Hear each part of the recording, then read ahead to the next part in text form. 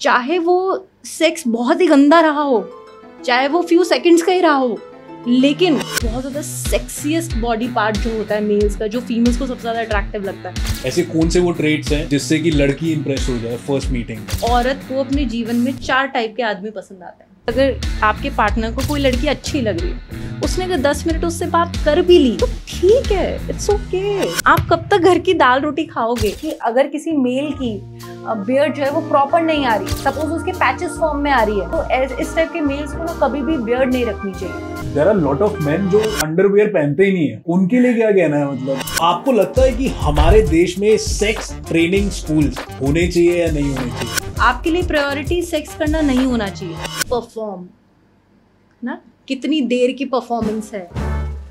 मतलब थोड़ा सा ये एडल्ट टॉपिक बन रहा है। Hi, welcome to the legal Baba show. आज की हमारी guest miss Sakshi Bhogal, who is a trained personality transformation coach, जो कि फेमस है for her content on etiquettes and male grooming. आज का पॉडकास्ट ना बहुत ही इंटरेस्टिंग होने वाला है। जितने भी मेल्स हैं, जितने भी आदमी लोग हैं, वो ये पॉडकास्ट मिस मत करना, जरूर देखना, क्योंकि आपको इस पॉडकास्ट में बहुत सारी टिप्स मिलने वाली है। जैसे कि ऑफिस में क्या कपड़े पहन के जाने हैं, डेट पे कैसे कपड़े पहन के जाने हैं, कैसे बात करनी है, लड़कियों को अप्रोच कैसे करना है, अरेंज मैरिज के सेटअप में कैसे और क्या क्या क्वेश्चंस पूछने चाहिए, जिससे कि आपको पता लग जाए कि आप सही पार्टनर चूज कर रहे हैं। और सिर्फ लड़कों के लिए नहीं, लड़कियां भी ये पॉडकास्ट देख सकती है, क्योंकि उनको इस पॉडकास्ट से काफी कुछ सीखने को मिलने वाला है। So sit back, enjoy this podcast only on the legal Baba show.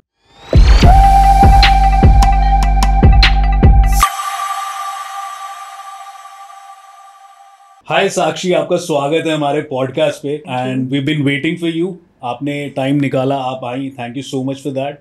Most welcome, thank you so much for inviting me. और मैं देखती रहती थी आपकी वीडियोस और I am lucky enough to be here. Thank you Sakshi. तो स्टार्ट करते हैं। आपने बहुत सारी टिप्स देनी है मे बी कपल्स को रिलेशनशिप्स के बारे में, बिकॉज ये आपका नीश है, राइट? तो पहले आपकी जर्नी से स्टार्ट करें। मतलब कहाँ से आप इन चीज़ों में घुस गई and you know what's your professional background, what's your normal background, कहाँ से आप आती हैं, कहाँ से आप इस यू नो रिलेशनशिप एडवाइस में घुस गई? एक्चुअली में जर्नी थोड़ी सी ऐसी है कि स्टडीज़ के अंदर तो ठीक है, पढ़ाई अच्छी खासी करी, CA लेकिन उसके बाद ये था कि ग्लैमर इंडस्ट्री, मेरी एक्चुअल में फैमिली जो बैकग्राउंड जो है वो ग्लैमर इंडस्ट्री से है। तो उनको देखा, उनको ज्वाइन करा, फैमिली बिजनेस को आगे बढ़ाया। फिर धीरे धीरे फैशन स्टाइलिंग के अंदर इंटरेस्ट था, उसके अंदर मतलब आगे काफ़ी ज़्यादा आगे बढ़े, कॉन्टैक्ट्स बने, सेलिब्रिटीज़ के साथ काम करा। फिर धीरे धीरे फिर ऐसा लगा कि मतलब मेल्स जो एक्चुअली में क्या था कि मेल क्लाइंटेज मेरे पास बहुत ज़्यादा है। तो मैं हमेशा मतलब शुरू में तो ये चीज़ समझती थी, मतलब समझ में नहीं आती थी कि ऐसा क्यों है कि फ़ीमेल क्लाइंटेज से ज़्यादा मेरे पास मेल क्लाइंटेज क्यों है। जब थोड़ी और बड़ी हो गई तो समझ में आने लगा एक्चुअल में कि रीज़न क्या है। तो उनकी साइकोलॉजी को, मतलब एक वो था ना कि बस एक कीन इंटरेस्ट था कि उनके बारे में जानूं, समझूं कि ये ऐसे क्यों है। I'm so sorry to intervene Sakshi, but male clientage आपके पास है जैसे कि आप बता रहे हैं, उससे क्या मतलब है? मतलब किस चीज़ की क्लाइंटेज? क्या आपका बिजनेस है, क्या प्रोफेशन है?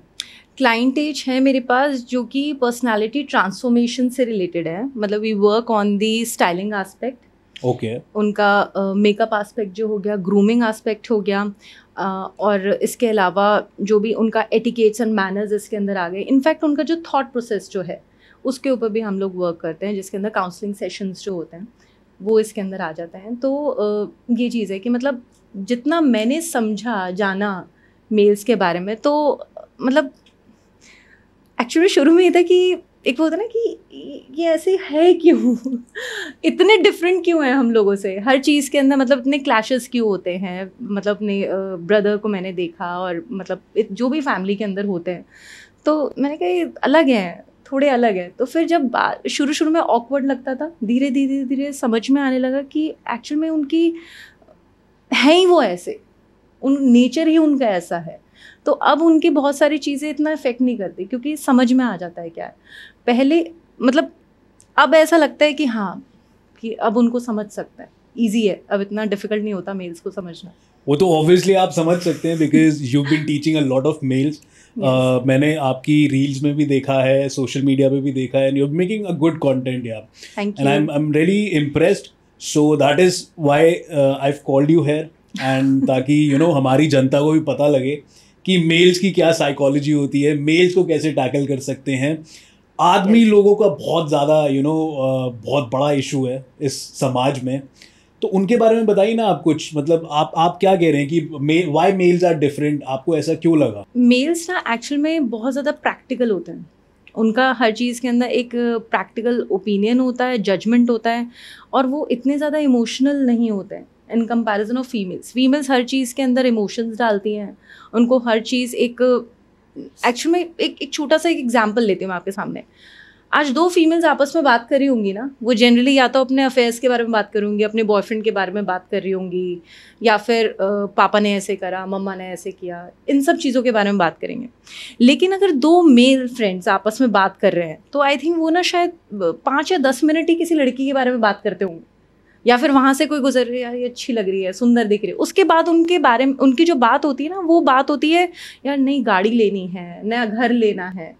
उनका ज़्यादा फोकस ना ऑब्जेक्ट्स पे रहता है, और उनको एक वो होता है ना कि चेस करने का उनका नेचर रहता है कि मैं ये चीज़ पा लूँ, ये चीज़ मैं खरीद लूँ, ये चीज़. तो उनका ये होता है कि ये टारगेट मैंने पूरा कर लिया, अब मुझे नेक्स्ट टारगेट पे जाना है. वो ऐसे होते हैं. मतलब एक कॉम्पिटिटिव नेचर, या आप इस चीज़ को मान लो कि मतलब हर चीज़ को. और दिक्कत ये है कि मेल्स के अंदर वो फीमेल्स को भी कहीं ना कहीं ऑब्जेक्ट की तरह ट्रीट करते हैं.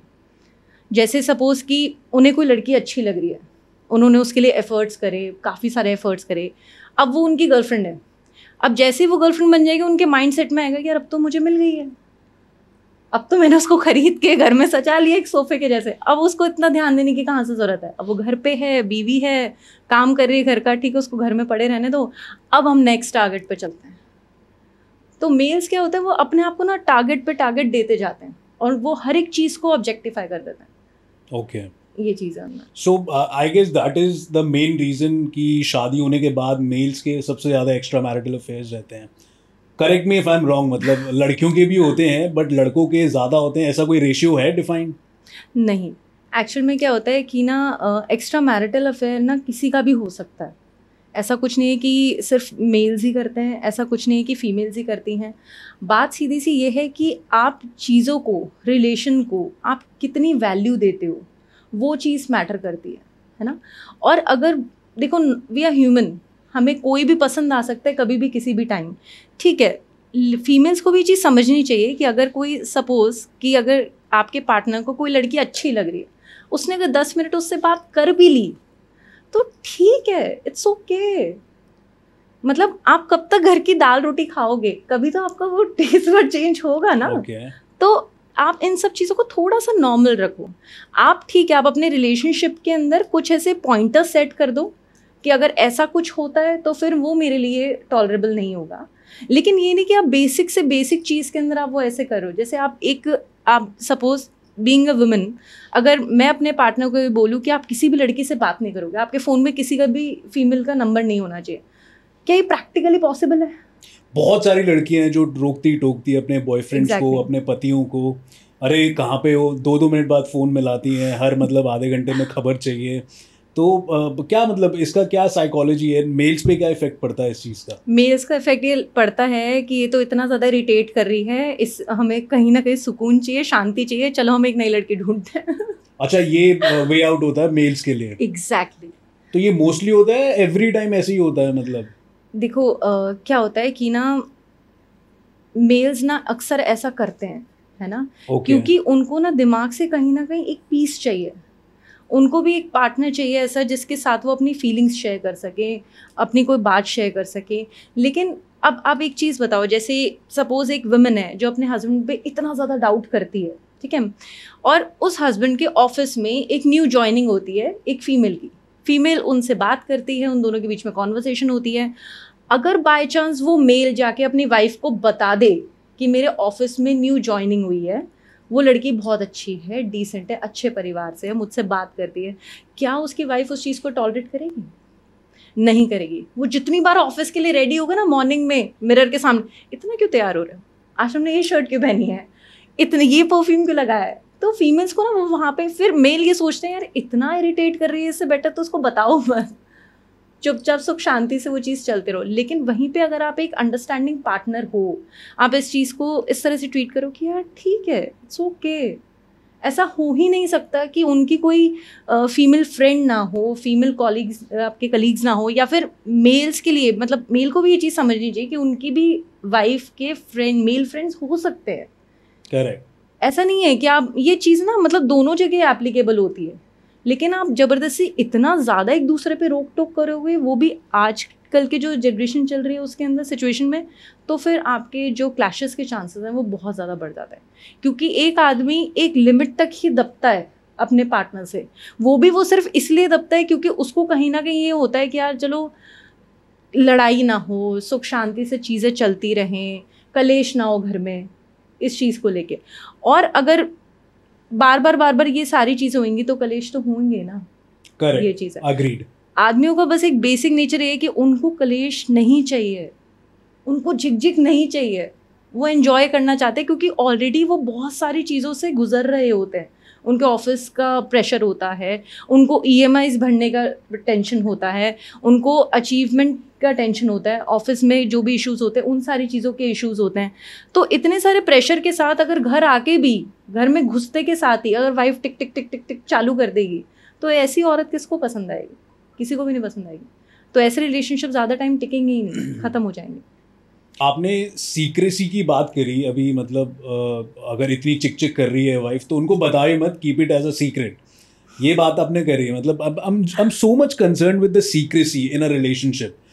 तो मेरे पास भी काफ़ी सारे केसेस आते हैं एंड यू नो बाद में भांडा फूटता है कि इन्होंने मेरे को बताया नहीं, my wife hasn't told me anything, पहले ऐसा कुछ नहीं बताया, it was a secret, so on the basis of that secret, kept secret, I want to file a divorce. तो सीक्रेट रखना इज मोर इम्पॉर्टेंट, या फिर बता देना खुल्लम खुल्ला is more important in a relationship work कैसे करेगा? मतलब आप थोड़ा बताएंगे अगर सीक्रेसी बीच में होगी तो, और कितनी सीक्रेसी होनी चाहिए, इसका भी कोई रेशियो होता है, कोई लेवल होता है? थोड़ा क्लैरिटी देंगे हमारी जनता को। सीक्रेसी का एक्चुअली में जब भी आप किसी के साथ एक रिलेशनशिप में जाते हो, बेटर है कि आप ना सबसे पहले उस पार्टनर से बहुत डिटेल में बात करो, उनके साथ डिसाइड करो कि अब हमें हमारा जो रिलेशनशिप, अब ठीक है हमें साथ में रहना है ना, अब हम कुछ ऐसे ना रूल्स एंड रेगुलेशंस हम कुछ बना लेते हैं और उसके हिसाब से हम लोग अपनी जो लिविंग है वो करेंगे। चाहे गर्लफ्रेंड हो या बॉयफ्रेंड हो, हस्बैंड हो या वाइफ हो, जब ये एक रिलेशनशिप स्टार्ट कर रहे होते हैं तो ये चीजें इनको ध्यान रखनी पड़ती है। एग्जैक्टली, उनको एक बहुत डिटेल में डिस्कशन करके ये चीज़ डिसाइड कर लेनी चाहिए कि मेरे लिए ये चीज़ नॉर्मल है या मेरे लिए ये चीज़ अब नॉर्मल है, अगर तुम ऐसा करोगे तो मुझे इशू हो सकता है, ये ऐसा करोगे तो नहीं हो सकता। तो इसके अंदर दो कैटेगरीज के अंदर आप इस पॉइंटर्स को बांटो। फर्स्ट कैटेगरी वो होती है कि हाँ ठीक है तुम ऐसा करोगे तो मुझे अच्छा नहीं लगेगा, तो कोशिश है कि तुम थोड़ा सा कम करना ऐसे चीज़ों। जैसे कोई सपोज कोई मेल है जो ना मॉडलिंग एजेंसी का बिजनेस हैंडल करता है, अब उसके पास तो मोस्टली फीमेल क्लाइंटेज है ना। अब ठीक है, जैसे अगर एक फीमेल ये चीज़ बोले कि ठीक है आपका तो सुबह से रात तक एक मतलब फीमेल क्लाइंटेज ही आप हैंडल कर रहे हो, तो कहीं ना कहीं आपको एक अट्रैक्शन सॉर्ट ऑफ हो जाता है। लेकिन ये जो घर आने के बाद आप एक भी कॉल जो है ना वो अटेंड नहीं करोगे। मैं चाहती हूँ आप वर्क जो काम का जो है आपका प्रेशर वो उसी टाइम तक रखो, घर आने के बाद आप बिल्कुल मेरे हो, मुझे कोई इंटरप्शन नहीं चाहिए। तो ये एक नॉर्मल सा चीज़ है ना, आप इस टाइप का एक रूल रेगुलेशन सॉर्ट ऑफ बना सकते हो। लेकिन अगर बाय चांस कभी किसी का कॉल आ गया, तब ऐसा थोड़ी है कि आप कॉल नहीं पिक करोगे ना, वो एक इंपॉर्टेंट अर्जेंट कॉल भी हो सकता है। तो उस चीज़ के अंदर फीमेल को समझना चाहिए कि इस चीज़ पे वो कलेश नहीं करेगी, वो लड़ेगी नहीं आपसे, उसको भी ये चीज़ समझनी चाहिए। तो इस टाइप के कुछ सेट ऑफ रूल्स होते हैं जो आप इन सब चीज़ों को आप बनाओ कि हाँ ठीक है ये थोड़ा सा अब अगर आप ऐसा करते हो तो मुझे थोड़े से इश्यूज हो सकते हैं, तो आप ऐसी चीज़ें मत करना, मुझे नहीं पसंद है ना। तो जैसे एक और मैं एग्जांपल बताऊं कि जैसे मेरे साथ ये है कि ठीक है जो भी रहा हो कुछ भी हो, आप मतलब अगर मेरा पार्टनर रात को मेरे से आके चीज़ पूछा, अच्छा तुम्हारा दिन कैसा गया बताओ मुझे, और मेरी इच्छा है कि आप ना डेली मुझसे बात पूछो, चाहे मैंने घर में कुछ भी ना किया हो फिर भी मुझसे पूछो, तो ये मेरी लाइकिंग है ना। तो ये एक basic normal rules and regulations होते हैं जिनको आप ध्यान रखो। और एक सेकंड जो पॉइंट आता है वो आता है non negotiable matters. Non negotiable matters ये हैं कि अगर आपने ऐसा कर दिया तो फिर तो 100% वो चीज़ रिलेशनशिप ख़त्म है। तो आप उन पॉइंटर्स पे बिल्कुल ही स्टिक रहो, चाहे वो मेल हो या फिर फीमेल हो, कि अगर आपके पार्टनर ने वो चीज़ कर दी तो फिर आपको उस रिलेशनशिप से 100% क्विट हो जाना चाहिए। क्योंकि जिसको ये आदत पड़ गई कुछ करने की तो फिर चांसेस हैं कि वो आगे भी करेगा, अनटिल अनलेस कि आपको ये चीज़ अंदर से रियलाइजेशन हो कि नहीं, सामने वाला सच में इसको जेन्युइनली सॉरी फील कर रहा है और मुझे इस चीज़ को समझना चाहिए।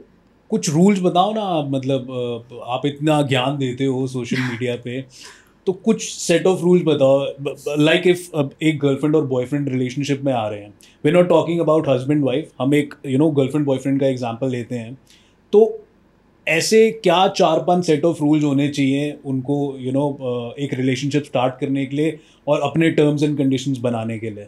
Set of rules and regulations ये होना चाहिए कि सबसे पहले तो ना, आप अगर आप एक अफेयर में जा रहे हो, आपको ना एक दूसरे के करियर को सबसे ज़्यादा इंपॉर्टेंस देनी चाहिए। ठीक है, मोस्ट इम्पॉर्टेंट थिंग, करियर आपका भी है, करियर उसका भी है। उस चीज़ के अंदर कोई भी वो चीज़ नहीं होनी चाहिए कि आप भाई तुम जैसे ये चीज़ क्यों कर रहे हो, आप अगर पढ़ाई कर रहे हो तो आप ये चीज़ क्यों कर रहे हो, सारे काम छोड़ो मेरे पास आ जाओ। ये सारी चीज़ें गलत हैं। करियर को एक दूसरे के इम्पोर्टेंस दो, और आपका जो पार्टनर जो है वो आपके करियर की रिस्पेक्ट करे, वो सबसे ज़्यादा इम्पॉर्टेंट है एक रिलेशनशिप के अंदर। जैसे सपोज़ कि अगर मेरा कोई पार्टनर है, वो एक पर्टिकुलर टाइप का प्रोफेशन कर रहा है और मुझे वो लगता है यार बेकार है, क्या है ये, फालतू का काम करता रहता है, तो वहाँ पे वो रिलेशनशिप कभी भी टिकेगा ही नहीं। क्यों? क्योंकि ना मैं उसके काम की इज्जत कर रही हूँ, और उसके काम की इज्जत नहीं करी तो मैं उसकी लाइकिंग्स की इज्जत नहीं करी तो मैं उसकी इज्जत नहीं कर रही। तो जिस रिलेशनशिप में रिस्पेक्ट ही नहीं है तो वो रिलेशनशिप वैसे भी नहीं चल सकते। करेक्ट, ये है।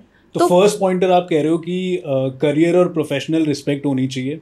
एग्जैक्टली। जो भी पार्टनर काम कर रहा है, आपका गर्लफ्रेंड जो भी काम कर रही है, बॉयफ्रेंड जो भी काम कर रहा है, हस्बैंड जो भी काम कर रहे हैं, वाइफ जो भी काम कर रही है, you just have to respect their work and profession. Exactly. Second है कि आप उनको फ्रीडम दो। ओके, जैसे सपोज कि अगर कोई मेल है, अगर वो अपने मेल फ्रेंड्स के साथ घूमने जा रहा है ना, आप बार बार फ़ोन कर रहे हो, घर क्यों नहीं आ रहे, किसके साथ हो, क्या बात कर रहे हो, वहाँ पे क्या हो रहा है, जो आसपास जो मेल फ्रेंड्स होंगे ना, उनको लगेगा अरे क्या है इसके बंदे का तो बार बार फ़ोन आता रहता है, कितना ज़्यादा परेशान करती है। तो फिर वो उसको ना मिसगाइड करना चालू कर देता है, छोड़ दे इसको, सही नहीं है, ऐसे बेटर कोई दूसरी मिल जाएगी, अच्छा तो दिखता है, कोई दिक्कत नहीं, कमाता है, वैसे वो क्या ही तो खुशियाँ दे रही है, इरिटेट ही तो करती है। तो इस टाइप, और मेल्स के अंदर ये चीज़ होती है, मेल्स को अगर कोई बार बार कोई चीज़ के लिए पॉइंट करता रहेगा ना कहीं वो उनके दिमाग में ट्रिगर 110% करेगा ही करेगा। तो जितना कम कोई आपको मिसगाइड करे मेंटली किसी पर्टिकुलर पार्टनर के बारे में, उतना ही बेटर है। अदरवाइज अच्छे खासे रिलेशनशिप भी खत्म हो जाता है। ओके, ये चीज। तो सेकंड पॉइंटर आपका ये है कि प्रिवेसी होनी बहुत जरूरी है एक रिलेशनशिप में। बहुत बहुत ज्यादा जरूरी एक पार्टनर को प्रिवेसी दो और ज्यादा सवाल जवाब मत करो। एग्जैक्टली। उनके प्रिवेसी टाइम पीरियड में। एग्जैक्टली। मतलब आप ये चीज समझो कि वो उनका भी एक वो होता है ना, वो उनकी पर्सनल स्पेस है, और हर एक इंसान को एक पर्सनल स्पेस ज़रूर मिलनी चाहिए। अच्छा, यहाँ पे मेरा थर्ड पॉइंट मैं कनेक्ट कर रही हूँ, हर एक पर्सन को अपनी पर्सनल स्पेस एंजॉय करने का पूरा राइट है। आप उस चीज़ के अंदर उनको ये मत करो कि आप इरिटेट मत करो। जैसे एक एग्जांपल है कि अगर मैं हूँ, मुझे इस टाइम पे कुछ भी करने का मन नहीं कर रहा, मेरा मन है कि मैं बस आराम से बैठूँ सोफे पे, मैं अपना कॉफ़ी अपनी लूँ और बस मैं ना कुछ नहीं करूँ, बस ऐसे ही सॉन्ग सुनती रहूँ। सपोज ये मेरा मी टाइम है, मुझे इस तरह से रिलैक्स करना अच्छा लगता है। और ऐसे केस के अंदर अगर मेरा पार्टनर मुझे कॉल करके बोलता है यार तुम जब खाली बैठी थी तो तुमने मुझे कॉल क्यों नहीं किया, जब तुम कुछ कर ही नहीं रही थी तो तुमने मुझे क्यों नहीं टाइम दिया, तो ये चीज़ गलत है। आप एक दूसरे की इस टाइप की जो पर्सनल स्पेस है ना उसको भी मेंटेन करो, ये बहुत ज़्यादा ज़रूरी है। क्योंकि एक इंडिविजुअल जो है वो एकदम अकेलेपन में जितना अच्छे से ग्रो करता है, अपने आप को समझ पाता है, वो किसी से बात करके कभी भी नहीं समझ पाता अपने आप को। तो हर इंसान को एक जो होता है ना खुद के साथ टाइम स्पेंड करना, वो बहुत ज़्यादा ज़रूरी है। और उस चीज़ के अंदर आप ना उनको पॉइंट आउट मत करो। जैसे सपोज़ कि जैसे कुछ ऐसे मेल्स होते हैं, वो चाहते हैं कि हम ना एकदम मतलब हॉलीडे ट्रिप पे जाएं, ट्रैकिंग पे जाएं, अकेले जाएं, कोई उनको रोक टोक ना करे। वहीं पे उनकी जो गर्लफ्रेंड है या वाइफ है, वो तुम अकेले जाओगे, शादी हो गई अब भी अकेले जाओगे, मैं हूँ ना यहाँ पे, मुझे साथ लेके जाओ। गलत है ये चीज़। उनको भी एक पर्सनल स्पेस चाहिए, उनको जाने दो, उनको भी अपना माइंड रिफ्रेश करना है। अच्छा, ये चीज़ वाइस वर्सा है, अगर फीमेल ऐसा बोले कि मुझे जाने दो, मुझे एंजॉय करना है, मुझे अपने 2 दिन चाहिए, मुझे अपनी पर्सनल स्पेस चाहिए, उनको जाने दो, रोको मत, बांध के मत रखो कि नहीं तुम्हें कहीं नहीं जाना, और तुम अगर जा रही हो तो मुझे मिनट मिनट की खबर दोगी। नहीं, इतना ज़्यादा किसी को नहीं बताओ अपने बारे में, उनको भी एक पर्सनल स्पेस चाहिए। इनफैक्ट 2 दिन के लिए फ़ोन स्विच ऑफ कर दो, ना आपको कुछ पता है ना उनको कुछ पता है। 2 दिन के बाद मिलोगे तो या तो कलेश होके ख़त्म हो जाएगा या फिर बहुत ज़्यादा अच्छा हो जाएगा, एक्सट्रीम्स हो जाएंगे। करेक्ट। लेकिन अगर आप समझदार हो, सेंसिबल हो, तो वो चीज़ और ज़्यादा स्ट्रांग हो जाएगी। Correct, I agree. Right to privacy तो होना ही चाहिए, it is our fundamental right also. Exactly. So कोई ऐसा कोई अलग से कोई पॉइंट 4th या 5th आपका दिमाग में हो कुछ बताने लायक? एक पॉइंट मैं और बोलूँगी, पेरेंट्स। ओके। पेरेंट्स का इन्वॉल्वमेंट बहुत इम्पॉर्टेंट चीज़ है, स्पेसिफिकली अगर आप शादी की बात करते हैं तो। ओके। अगर आप शादी करते हैं तो क्या होता है कि ना, फीमेल्स जो है ना जनरली, जो मेल के पेरेंट्स जो हैं उनको ज़्यादा एक्सेप्ट नहीं कर पाती। उनको लगता है कि भाई पेरेंट्स ना ही साथ रहें और ये है वो है, ये नहीं मेरे पेरेंट्स ज़्यादा सुपीरियर हैं। और लड़के कई बार सोचते हैं कि नहीं मेरे मम्मी पापा बहुत अच्छे, तुम्हारे मम्मी पापा ख़राब हैं। नहीं, सबसे पहले तो मेल और फीमेल्स को ये चीज़ बहुत अच्छे से समझनी चाहिए कि दोनों के पेरेंट्स हैं, इक्वली उनको रिस्पेक्ट दो, इक्वल उनको ट्रीटमेंट दो। ऐसा नहीं है कि मेरे पेरेंट्स महान और तुम्हारे पेरेंट्स घटिया, आपकी ऐसी बिल्कुल भी सोच ही नहीं होनी चाहिए। या तो बिल्कुल इक्वल ट्रीटमेंट हो, या तो दोनों ही घटिया हैं, दोनों के पेरेंट्स ही बेकार हैं, या दोनों के पेरेंट्स ही बहुत अच्छे हैं। ये नहीं कि भाई तुम शादी करके मेरे घर में आई हो तो तुम अपने मायके नहीं जा सकती, और ऐसा भी नहीं कि भाई मेरे मम्मी पापा तो बहुत अच्छे हैं, मेरा एकदम परी की तरह ध्यान रखते हैं और आपके पेरेंट्स हर चीज़ में रोक टोक करते हैं। तो आपको अपने दोनों के जो पेरेंट्स हैं उनको रिस्पेक्ट करनी चाहिए, पहली बात। दूसरी बात, इसमें पेरेंट्स को भी ये चीज़ समझनी चाहिए कि आप हर चीज़ में अपने मतलब जो बच्चे जो हैं, मतलब जो आपके क्या कहते हैं उनको, बहू और बेटे जो हैं, उनको ना बार बार घुसो मत उनकी पर्सनल लाइफ में। आप ये चीज़ भी समझो कि बेटे की शादी हो गई है, उसकी एक पर्सनल स्पेस है, वो अब अपनी वाइफ को ही इम्पोर्टेंस देगा। पेरेंट्स को भी चीज़ समझनी चाहिए। अब वहाँ पे आप ये चीज़ मत लेके आओ कि मैंने 9 महीने कोख में रखा है तो मेरा बेटा मेरी क्यों नहीं सुनता, बहू की क्यों सुन रहा है, और ये सारी चीज़ें। आप बीइंग अ पेरेंट आपको भी ये चीज़ समझनी चाहिए। और एक आजकल क्या करते हैं फीमेल्स, क्या करते हैं वो ना हर चीज़ जाके अपने मम्मी पापा को बताती हैं कि ऐसा हो रहा है, वहाँ पे ये हो रहा है, आज इस घर में ये हो रहा है। प्लीज़ आप बताना बंद करो अपनी हर एक चीज़ को। एक अच्छी रिलेशनशिप वही होती है जब हस्बैंड वाइफ के बीच में जो भी कॉन्वर्सेशन हो उसमें से बहुत ही ज़्यादा थोड़ी सी कॉन्वर्सेशन पेरेंट्स को पता हो। आप जितने अपने रिलेशनशिप में प्रिवेसी मेंटेन करके चलोगे, जितना आप एक दूसरे की वैल्यू, एक दूसरे वो कहते हैं ना हार्मोनियल रिलेशनशिप होना चाहिए हस्बैंड वाइफ के बीच में, वो चीज़ होनी बहुत ज़्यादा ज़रूरी है। ये नहीं कि मम्मी जी ने ऐसा बोला तो मैंने जाके ऐसा कर दिया, या पापा जी ने ऐसे बोला इसलिए मैंने ऐसा कर दिया। नहीं, आपको ये चीज़ समझनी चाहिए कि आपका जो स्पाउस है उसके लिए क्या चीज़ मैटर करती है। ठीक है, मम्मी पापा को हम लोग समझा देंगे, वो समझ जाएंगे, लेकिन हर चीज़ उनको ये बताने कि भाई मेरे हस्बैंड की इतनी तनख्वाह आई है, उसने अब इतना इतना खर्चा यहाँ पे कर दिया, अब इतना बजट बचा है, हम इसके अंदर ये कर लेंगे। नहीं, इतना ज़्यादा डिस्क्लोज मत करो हर चीज़ को। और पेरेंट्स भी ये चीज़ समझे कि अगर बहू घर से बाहर जा रही है तो अब कहाँ जा रही हो, कितनी देर में घर आओगी, क्यों जा रही हो, इतने सवाल जवाब करने की ज़रूरत नहीं है। ट्रस्ट करके तो देखो, अगर आप किसी पर ट्रस्ट करोगे तो सामने वाला चांसेस हैं कि वो आपको ट्रस्ट ब्रेक नहीं करेगा। लेकिन अगर आप बार बार उनको हॉन्ट करोगे तो चांसेस हैं कि वो आपका ट्रस्ट ज़रूर ब्रेक करेगा। तो जितना कम छेड़ो तो उतना ज़्यादा बेटर है, ये बात है। नहीं, I think you are right because a lot of divorces are happening and major issue यही होता है हस्बैंड्स का काफ़ी ज़्यादा कि मेरी वाइफ ना हर चीज़ एक एक चीज़ अपने घर पे बता देती है एंड उससे ना you know a lot of clashes happen, a lot of disputes happen in a marriage relationship जिसकी वजह से they wanted divorce। तो आई अग्री, आपने बिल्कुल ठीक बोला कि ये चीज़ मेंटेन करना, जो एक रिलेशनशिप की प्रिवेसी है वो मेंटेन करना भी बहुत ज़रूरी है इस मामले में, इस रिगार्ड्स में। एग्जैक्टली। सो साक्षी जी, आप बहुत अच्छी अच्छी बातें बता रहे हैं एंड 2 पॉइंट्स मैं और कवर करना चाहूँगी इस अच्छा। टॉपिक से रिलेटेड। पहला पॉइंट ये कि ना नेक्स्ट एक्सपेंसेस।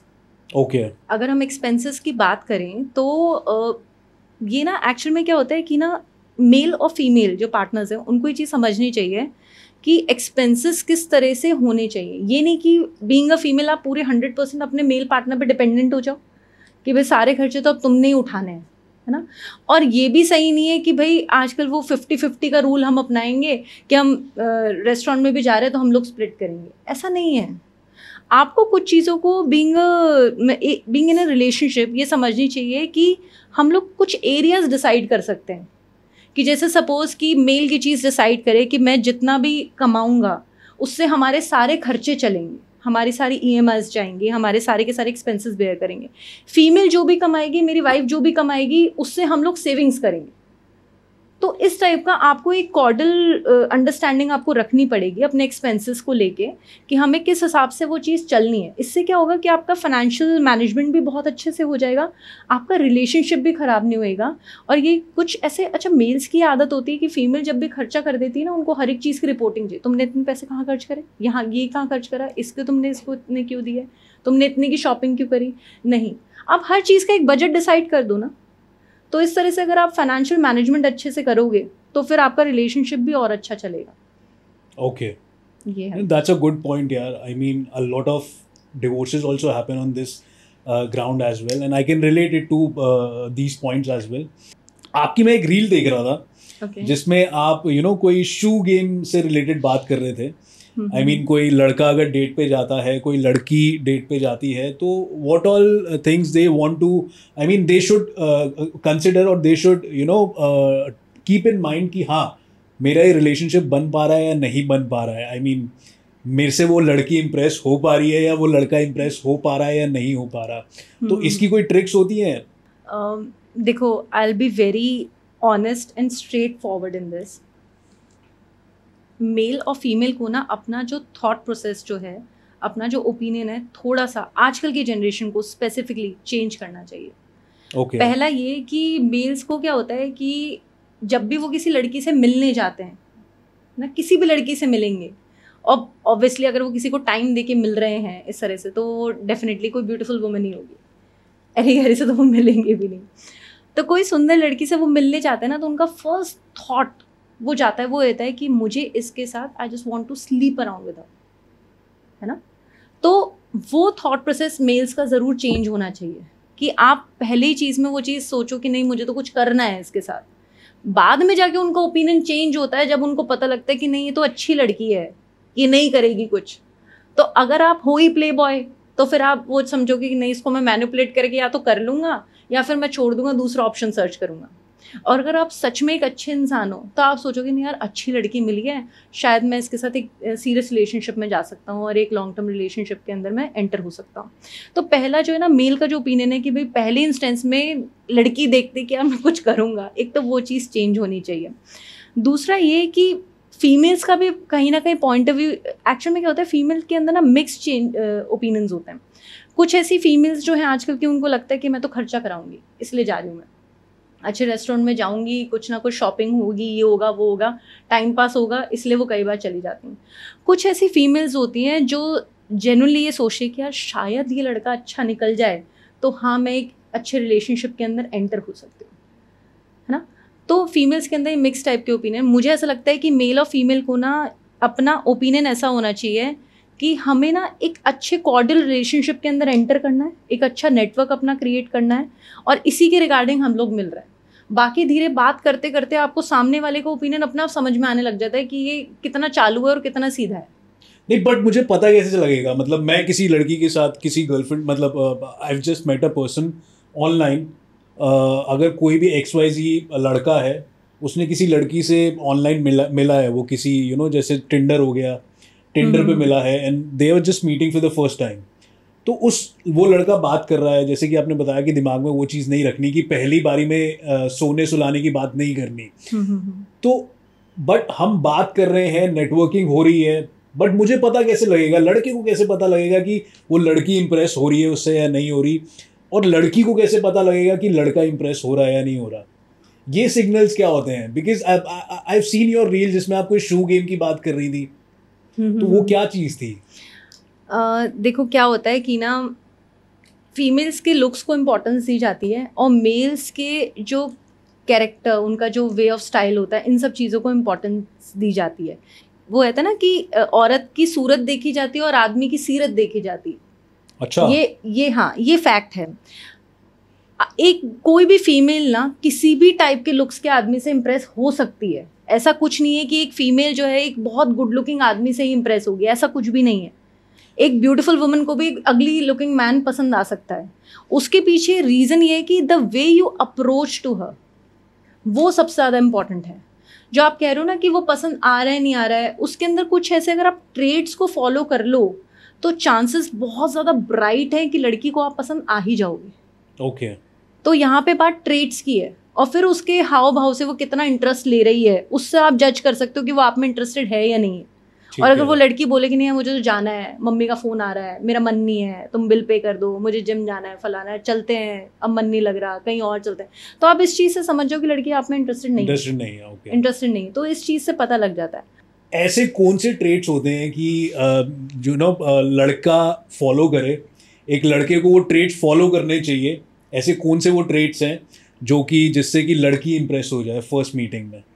यहाँ पे मैं एक चीज़ बात करूँगी उन जनरेशन, मतलब उन एज ग्रुप के बारे में जो कि अप्रॉक्सीमेट 27 अबव के आसपास और अप टू 34-35 का जो एज ग्रुप है, मैं उस एज ग्रुप के बारे में इसमें भी एज ग्रुप्स होते हैं? हाँ, एग्जैक्टली। एज ग्रुप इसलिए मैटर करती है क्योंकि हर एक इंसान की जो लाइकिंग है ना, वो हर एज के साथ चेंज होती है। एक सर्वे के तहत ही देखा गया है कि एक औरत को अपने जीवन में 4 टाइप के आदमी पसंद आते हैं, और आदमी के साथ तो आदमी तो वैसे बहुत सारी पसंद आती हैं लेकिन 4 कैटेगरी टाइप के। जैसे सपोज़ कि अगर मैं स्कूल में थी तो मुझे जो हमारी क्लास का मॉनिटर था वो बड़ा अच्छा लगता था, क्योंकि वो क्लास को अच्छे से मैनेज करता था, उसकी क्लास में फर्स्ट रैंक आती थी, उसके मैथ्स में बड़े अच्छे नंबर आते थे, इसलिए वो मुझे पसंद था। लेकिन आज जो मेरी एज है उसके अंदर क्या मुझे उन्हीं ट्रेड से कोई लड़का पसंद आएगा? कभी भी नहीं आएगा, क्योंकि अब मेरी जो चॉइस है, मेरी सिचुएशन जो है, मेरा माइंडसेट जो है, वो सब कुछ चेंज हो चुका है। अब मुझे कुछ अलग टाइप का आदमी पसंद आएगा, और जो इस एज ग्रुप के अंदर मुझे पसंद आएगा वही मेरे लाइफ के आगे 20 साल बाद क्या मुझे यही पसंद आएगा? नहीं, तब तक मेरी वापस से चेंज हो जाएगी लाइकिंग। तो ऐसा मेल और फीमेल दोनों के साथ है। अब ट्रेड्स के अंदर अब हम लोग अगर बात करें इस एज ग्रुप के अंदर, सबसे पहले तो आपका ड्रेसिंग पार्ट, वो बहुत ज़्यादा मैटर करता है। आप किसी अच्छी लड़की से मिलने जाओ, सबसे पहले तो आप हर किसी से मिलने मत जाओ, आप उनसे बात करो, इंटरेक्ट करो, आप देखो कि वो बात किस टाइप की कर रही है। अगर वो बार बार मनी ओरिएंटेड बात कर रही है तो आप समझ जाओ कि उसका मेन मोटिव आपका खर्चा कराना है, पहली चीज़। दूसरी चीज़, अगर वो बार बार आपसे बात कर रही है कि मतलब जॉन अब्राहम मुझे बहुत ज़्यादा अच्छा लगता है, ये एकदम टाइगर श्रॉफ की बॉडी मुझे बहुत ज़्यादा अच्छी लगती है, सोनू सूद के कट्स देखे हैं तुमने, उसका कॉम्प्लेक्शन कितना अच्छा लगता है, इट मीन्स वो लड़की सिर्फ और सिर्फ आपके फिजिकल आउटर अपीयरेंस को पसंद करती है। इस टाइप की लड़कियाँ भी आपको नहीं समझ में आएंगी। अगर कोई लड़की आपसे बात करे कि तुम करियर में क्या कर रहे हो, तुम्हारे लाइफ के गोल्स क्या हैं, तुम्हारे अल्टीमेट जो लाइफ का जो विजन है उसको अचीव तुमने कहाँ तक कर लिया, तुम अपने पेरेंट्स को कैसे खुशी देना चाहते हो, तुम अपने आगे के बारे में क्या सोचते हो, अपने फाइनेंसेस को किस तरह से तुमने मॉनिटर करना है। अगर कोई लड़की आपसे इन टाइप के क्वेश्चंस पूछे तो आप समझ जाओ कि वो लड़की जो है एक अच्छी लड़की है, उसका फोर साइडेड उसका एटीट्यूड है, और वो आपके साथ लाइफ लॉन्ग आगे जा सकती है। तो अगर आपको एक रिलेशनशिप में जाना ही है तो आपको इस टाइप की लड़की को पसंद करना चाहिए। फर्स्ट ऑफ ऑल आप उनसे मिलो, अनडाउटेडली आप बहुत ज़्यादा डिसेंट अपना आउटफिट वेयर करके जाओ, मोस्ट इम्पॉर्टेंट चीज़ है ये, क्योंकि जितना आप अपना डिसेंट अपना आउटफिट रखोगे, लड़के जितने डिसेंट होते हैं ना वो उतने ही ज़्यादा अट्रैक्टिव होते हैं फीमेल्स के लिए, और वो जितना ज़्यादा इतनी एक्सेसरीज और मतलब अजीब से कॉम्बिनेशंस और एक वो कहते हैं ना हिप्पी स्टाइल या छपरी टाइप तो इस टाइप के लड़कों को लड़कियां ज़्यादा ना सीरियसली लेती हैं और ना ज़्यादा उनसे इम्प्रेस होती है। ये चीज़ है। तो आपका आउटफिट जो है वो मैटर करता है। अगर हम साइकोलॉजिकली, अगर मैं आपको एक बात बताऊं, अगर आपको एक होता है ना कि पहली नज़र में इम्प्रेस करना लुक्स के बेस पे, अगर आप चाहते हो कि हाँ उसका अटेंशन मेरे पे जाए, तो मेल्स के लिए मैं बताऊंगी कि आप ना कोई पिंक कलर की शर्ट वेयर करें, something in pink, light pink, peach, इस टाइप के जो शेड्स हैं वो वेयर करके जाओ। और फीमेल्स ना आप रेड वेयर करके जाओ। तो एक होता है ना कि पहली नज़र में हाँ एक अट्रैक्शन, वो आपको 100% अपने उससे आपको ज़रूर मिलेगा। लेकिन वही आप बॉक्सर पहन के जा रहे हो, जिम की टी शर्ट पहन के, उल्टी कैप लगा के जा रहे हो स्पोर्ट्स वेयर के अंदर, कौन लड़की पसंद करेगी ना? कोई भी देखना भी पसंद नहीं करेगी, फिर चाहे आप कितने गुड लुकिंग हो। तो आपको ये चीज़ समझनी चाहिए कि आप वेयर क्या करके जा रहे हो, जितना डिसेंट उतना अच्छा। And try to wear shirts या फिर टी शर्ट्स और जैकेट्स आप वेयर करो। जैकेट्स लड़कियों को बहुत ज़्यादा अच्छी लगती है, आप जैकेट्स वेयर करो। तो इस टाइप का आप आउटफिट अपना वेयर मतलब करके जाओ, और प्रॉपर वो फिट होना चाहिए, नहीं कि अंकल फिटिंग्स हो रही हैं, वो नहीं, प्रॉपर फिट वो चीज़ होनी चाहिए। लड़कियों को बहुत अच्छा लगता है कि एकदम प्रॉपर फिट आप आउटफिट वेयर करें। नेक्स्ट, आप अगर शर्ट वेयर कर रहे हो उसको ना अपनी जो रोल्स हैं उसको एकदम मतलब स्लीव्स को रोल अप कर लो, क्योंकि ये जो स्किन होती है ये फीमेल्स को बहुत ज़्यादा अट्रैक्टिव लगती है। और मेल्स का सबसे होता है कि बहुत ज़्यादा सेक्सीएस्ट बॉडी पार्ट जो होता है मेल्स का, जो फीमेल्स को सबसे ज़्यादा अट्रैक्टिव लगता है, वो यही लगता है, उनके 4 आर्म्स। अच्छा। हाँ, तो आप अगर अपनी स्लीव्स को रोल अप करके आप जाओगे तो लड़की आधी तो वहीं पे आपसे इम्प्रेस्ड है। I didn't know that. Yeah, I mean, this is the new thing which I'm learning. आप करके जाओ, आपको सच में अच्छा लगेगा। फिर नेक्स्ट है कि colour combinations which you are wearing, बहुत ज़्यादा कॉन्ट्रास्ट नहीं, एकदम चटक ऑरेंज कलर की टी शर्ट के साथ आप वेयर करके जा रहे हो ग्रीन कलर के ट्राउजर्स, मतलब क्यों? वो वहीं दूर से ही भाग जाएगी वो। आपको समझना चाहिए डिसेंट जो है ना, आंखों को अच्छे लगे, डिसेंट लगे, आप वो वेयर करके जाओ। Try to wear linen shirts, linen shirts pastel colours के अंदर, आप वो ट्राई करो, बहुत ज़्यादा क्लासी और रिच लुक आपको देगी आपके पर्सनालिटी को। आप इस टाइप का वेयर करो। और तो ये एक कुछ तरीके हैं कि आप क्या चीज़ें वेयर करके जा रहे हो। आधी लड़की वहाँ पे इम्प्रेस हो गई। नेक्स्ट है आप वॉक करो, एकदम स्ट्रेट देख के वॉक करो, इधर उधर। लड़के क्या करता है, ये पॉकेट में हैंडल इधर देख रहे हैं उधर देख रहे हैं, क्यों? सामने देखो ना, सामने देख के बात करो। और अगर सामने वही लड़की बैठी है उसको देखते हुए वॉक करो, आधी वो वहीं पे गल जाएगी। उसको देखो, आई कॉन्टैक्ट इज मस्ट। आपको अगर किसी लड़की को इम्प्रेस करना है आप उसको स्टेयर करो, उसको देखो, लेकिन वो वल्गर स्टेयर नहीं होना चाहिए। ये नहीं कि 3 सेकंड हो गए 4 सेकंड हो गए उसका घूरे ही जा रहे हो, ऐसा नहीं।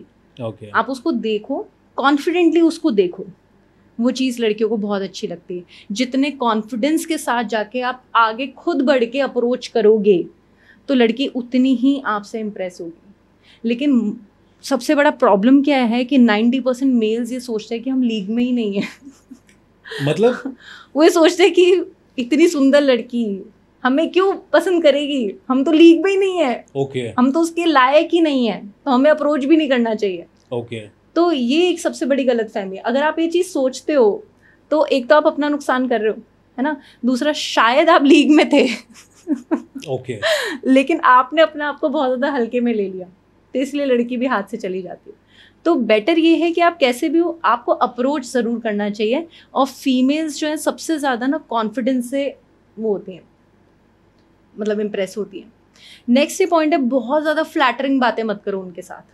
एक होती है ना मक्खन लगाने वाली, कि आप ये है वो है फलाना, नहीं नहीं नहीं, इतनी फ्लैटरिंग बातें लड़कियों को ये लगता है कि बहुत चालू है, बहुत सारी लड़कियां घुमाता होगा ये, तो आप ये चीज़ मत करो। Just be straight forward. आपको कोई चीज़ें पसंद हैं, कोई चीज़ें नहीं पसंद है, अपना क्लियर कट अपना ओपिनियन रखो। लड़कियों को बहुत अच्छा लगता है वो लड़के जो कि अपना एक ओपिनियन रखते हैं हर चीज़ के अंदर। And the way you start your conversation वो बहुत इम्पॉर्टेंट है ना। कि जैसे सपोज एक लड़की बैठी है, उसके पास एक ज़ारा का बैग है, मतलब ज़ारा का मतलब एक पॉली के अंदर वो एक नया पर्स लेके आई है और वो पैकेट के अंदर रखा हुआ है, और आप जाके उसको बोलते हो ये चीज़ कि ना तुमने ज़ारा से बाय करा, मतलब you have a good taste, अच्छा किया तुमने, Zara has a good collection.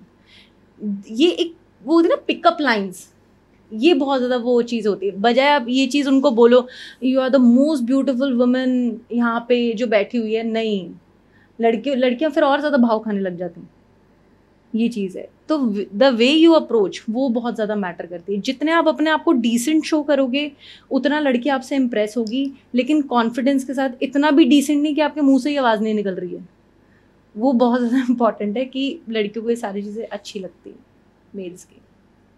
और कोई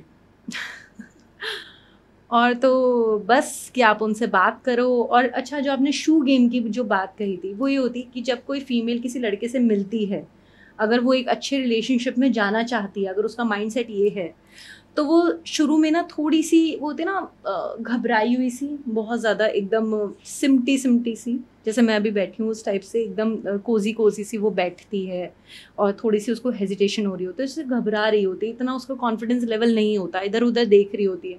तो आप इस चीज़ को समझो कि वो ना थोड़ा सा उसको वो हो रही है, मतलब घबराहट सी हो रही है, मतलब एक होती है ना कि वो थोड़ी सी अनईजी वो हो रही होगी उस टाइम पे, तो इट्स अ गुड साइन, ये एक अच्छा साइन है। आप इस चीज़ से समझ जाओ कि वो लड़की एक अच्छी लड़की है, she is a nice girl. और फिर जब आप उसको ईज आउट करते हो अपनी बातों से, उसको हंसाते हो, लड़कियों को ऐसे लड़के बहुत अच्छे लगते हैं जो उनको हंसाते हैं, तो अगर आप उसको ईज आउट करते हो, नॉर्मल करते हो, तो वो ना अपनी बॉडी को एकदम लूज छोड़ देती है। जब वो लूज छोड़ती है तो अपने फुटवेयर के साथ खेलती रहती है, कभी अपने आउटफिट के साथ खेलती है, अपने बालों के साथ खेलती है, कुछ भी करती रहती है वो ना, आपको बार बार यूँ ऐसे हाथ लगाती रहेगी कि क्या कर रहे हो और ये वो। तो आप समझ जाओ कि लड़की ईज, मतलब एक उनको ना वो रिलैक्स हो रही है, तो इट्स अ पॉजिटिव साइन जिससे पता लगता है कि लड़की आपसे इम्प्रेस हो रही है।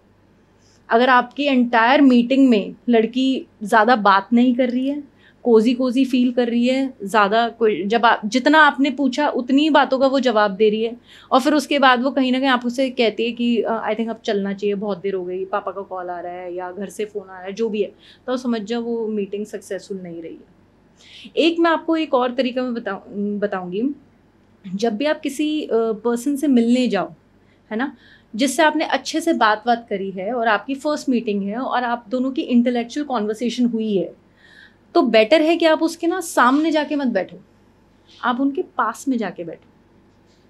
आपके जो होते हैं ना कि आपका जो ऑरा जो है वो उनको फील करने दो। अगर आप दोनों का ऑरा आपस में एक दूसरे से टकराता है, एक दूसरे को आप पसंद करते हो, तो चांसेस हैं कि आपकी रिलेशनशिप जो है वो अच्छी, मतलब पॉजिटिव होने के चांसेस बहुत ज़्यादा हाई रहते हैं उस डेट के। तो अगर आप जितना पास में जाके बैठोगे वो ज़्यादा बेटर है। लेकिन ये नहीं कि आप वल्गर हरकतें कर रहे हो, बार बार उसको टच कर रहे हो, घूरे ही जा रहे हो, उसके हेयर के साथ खेल रहे हो। नहीं, लड़कियां इतना ज़्यादा, मतलब उनको ये टच वच ज़्यादा पसंद नहीं आता फर्स्ट मीटिंग के अंदर। उनको स्पेस दो, उनको ओपन अप होने दो।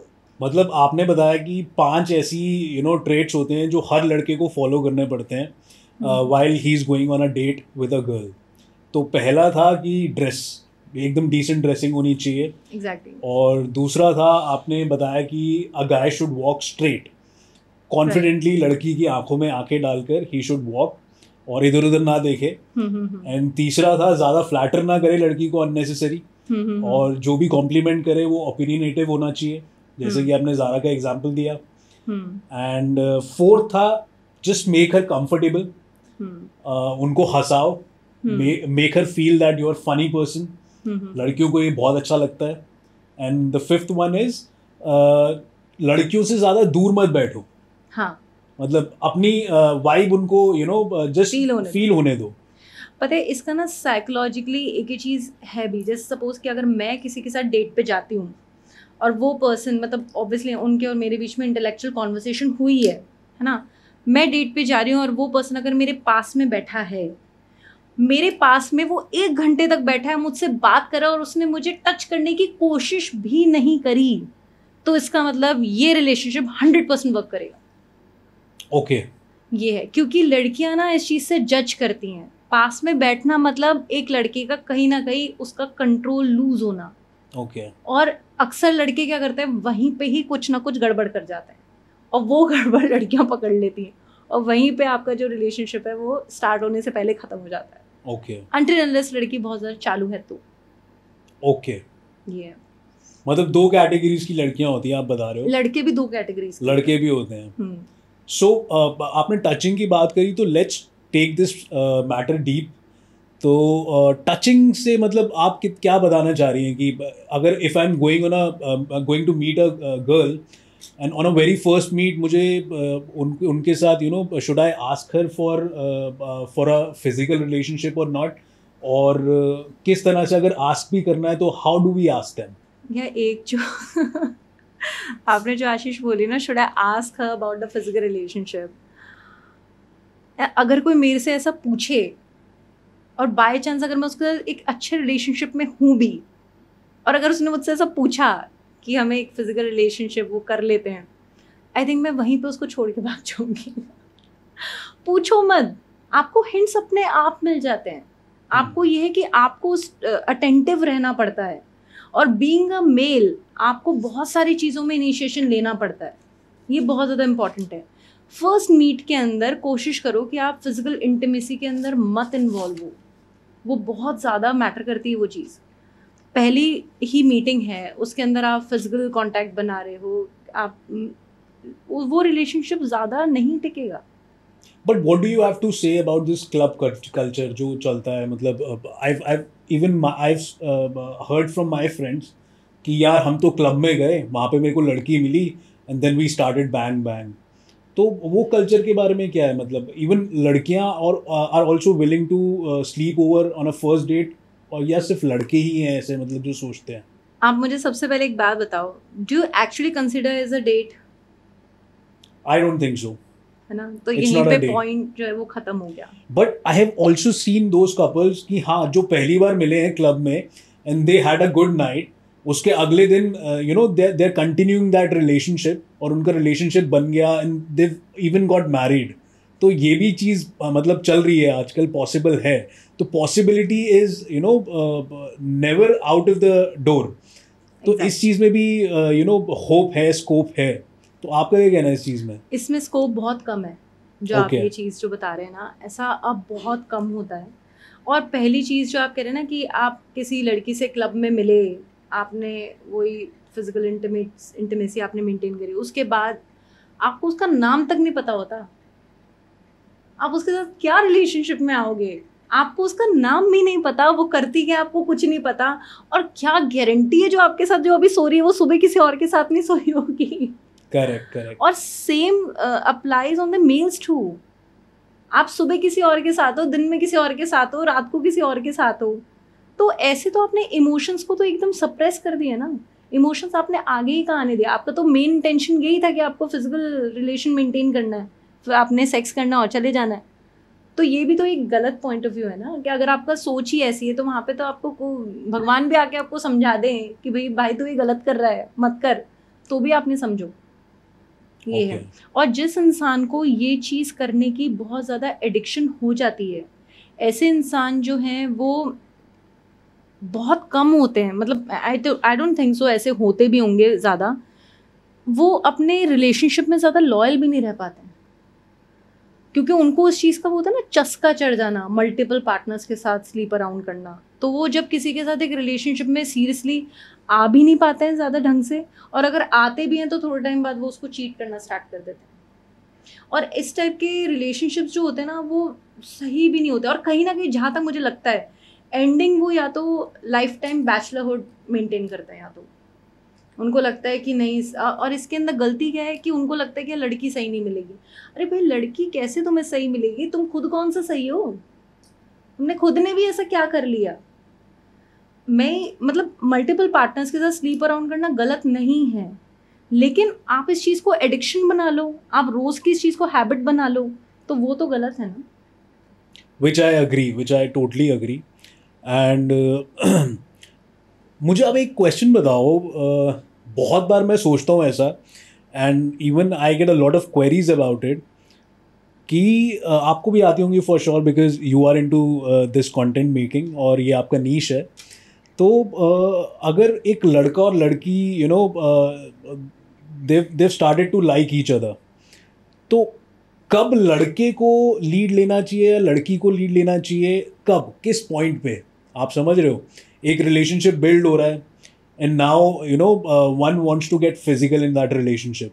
वो उनके साथ इंटीमेट होना चाहते हैं, अपनी गर्लफ्रेंड के साथ, या फिर गर्लफ्रेंड अपने बॉयफ्रेंड के साथ इंटीमेट होना चाहती हैं। तो ऐसा कौन सा पॉइंट आता है, कौन सा समय आता है when they get intimate with each other? और सबसे एक और चीज़ मैं पूछना चाहता हूँ कि लीड कौन लेगा, लड़का लेगा या लड़की लेगी? तो इसका कोई टाइम पीरियड होता है कि हाँ हम 10 दिन से रिलेशनशिप में, चलो यार let's get into a intimate relationship, चलो सेक्स करते हैं, और इसका क्या ओपिनियन है कि पहले लड़का लीड लेगा या लड़की लीड लेगी? जिसको ज़्यादा चलो करने की वो लीड ले लें। या तो एक ये तरीका है, या फिर बेसिकली मेल्स को इस चीज़ में इनिशिएटिव लेना चाहिए। और मुझे ऐसा लगता है कि स्टार्टिंग में ना बेटर रहेगा कि आप कम से कम 2 से 3 डेट्स आप विदाउट टचिंग ईच अदर आप गुजार के देखो। आपके लिए प्रायोरिटी सेक्स करना नहीं होना चाहिए, आपके लिए प्रायोरिटी उस इंसान को एक्सेप्ट करना होना चाहिए। अगर आप इस माइंडसेट के साथ अगर आप किसी से मिल रहे हो तो आप रिलेशनशिप में एंटर कर जाओगे, एक सीरियस रिलेशनशिप में। और अगर आपका ये माइंडसेट नहीं है तो वो 100% एक फ्लिंग के अंदर जाके एंड हो जाएगा। First point.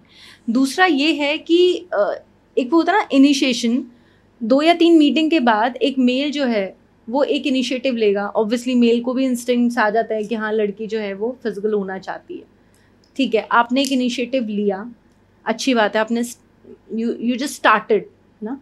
ऐसे सिचुएशन के अंदर अगर फीमेल आपको रिस्ट्रिक्ट कर दे कि नहीं मुझे लगता है कि हमें थोड़ा सा और रुकना चाहिए, मुझे लगता है बहुत जल्दी जा रहा है ना चीज़ें, तो आप उसके इस डिसीजन को रिस्पेक्ट करो। आपने एक बार बोला, उसने मना कर दिया, दूसरी बार पूछना भी मत, आप उसको बोलो ही मत। उस दिन तो आपने कुछ भी नहीं बोलना उसको, आप उस चीज़ को एक्सेप्ट करो। आपके बिहेवियर के अंदर भी कोई चेंज नहीं होना चाहिए। आप उसको बोलो कि ठीक है, अगर तुम्हें नहीं अच्छा लगता तो मैं नहीं करूँगा, कोई बात नहीं, आई रिस्पेक्ट यू। लेकिन बार बार अगर आप उसको मनाने की कोशिश करो, क्या हो गया, तो सब करते हैं, अब मुझे नीड हो रही है, मैं कहाँ जाऊँगा, कोई बात नहीं, तुम ऐसे कभी बोलोगी तो मैं मना कर दूंगा क्या, गर्लफ्रेंड बॉयफ्रेंड है, हो जाता है। या ऐसे केस के अंदर ना वो बहुत ज़्यादा फोर्सफुल वाला वो चीज़ लगती है। ऐसे केस में कहीं ना कहीं लड़की चलो हाँ भी कर दे आपको, लेकिन आपको लग रहा है अगले दिन से वो आपको दिखाई देगी, वो लड़की ही भाग जाएगी वहाँ से। अगर वो अच्छी लड़की है तो वो नहीं होगी। तो बेटर है कि आपको अपने पार्टनर की इस चीज़ को समझना चाहिए। अच्छा, एक चीज़ ये है, ये एप्लीकेबल हस्बैंड और वाइफ के बीच में भी है। अगर हस्बैंड का मन है कि I want to have sex with her tonight, तो अगर उसने बोला, अगर आपकी वाइफ ने मना कर दिया है ना, तो ऐसे केस में आप उसके इस डिसीजन को रिस्पेक्ट करो कि कोई बात नहीं, उसका मन नहीं है तो इट्स ओके। ज़रूरी नहीं कि रोज़ रोज़ वो चीज़ हो। लेकिन बीइंग अ फीमेल आपको भी ये चीज़ समझनी चाहिए कि ऐसा नहीं कि वो जितनी बार बोलता है उतनी बार मना कर देते हो, ऐसा नहीं है। तो ये चीज़ आपको एक वो बैलेंस होता है ना, वो मेंटेन करना बहुत ज़्यादा ज़रूरी है एक हेल्दी रिलेशनशिप के लिए। और ऐसा भी नहीं होता कि तुम फीमेल हो तो तुम नहीं बोल सकती हो, है ना, you are not allowed to speak for that particular thing, ऐसा भी नहीं है। इस चीज़ से ना बिल्कुल इक्वल इम्पॉर्टेंस एक दूसरे को देनी चाहिए। क्यों? क्योंकि दोनों की ही नीड्स होती हैं फिजिकल इंटीमेसी की, दोनों को ही एक सेम लेवल की अराउजमेंट होती है। तो आप दोनों को इस चीज़ को ना नॉर्मल लेना चाहिए, इन सब चीज़ों को। इसको एकदम हाइपर वाला मैटर नहीं बनाना चाहिए ये चीज़। और मुझे ऐसा लगता है कि अगर एक और चीज़ मैं यहाँ पे कहूँगी, अगर आपका पार्टनर आपसे ये चीज़ कह रहा है, अगर आप दोनों की शादी हो चुकी है, तो ऐसे केस के अंदर आपको उसकी इस चीज़ को, नीड को समझना चाहिए और आपको वो चीज़ नीड पूरी करनी चाहिए। इसके पीछे रीज़न ये है कि after all she is your partner या ही इज़ योर पार्टनर, वो और कहाँ जाएगा, वो चीज़ है। लेकिन ठीक है, कभी मन नहीं है तो ठीक है, इट्स ओके, मना कर दो। और आप भी उस चीज़ के फोर्स मत करो, लड़ो मत। मतलब आप कह रही हैं कि अगर एक बॉयफ्रेंड और गर्लफ्रेंड में एक रिलेशनशिप में फिजिकली इंटीमेट होना चाह रहे हैं तो एटलीस्ट 2 दिन रुको, 2 या 3 डेट्स पे मत करो। डेट्स पे ओके, हाँ, 2 या 3 डेट्स पे मत करो। आप एक दूसरे का माइंडसेट समझो। ओके। इसके पीछे रीज़न ये होता है कि जब आप उसको एज अ पर्सन पसंद करने लगते हो ना, फिर जब आपकी उनसे फिजिकल बॉन्डिंग होती है तो वो एक नेक्स्ट लेवल होती है।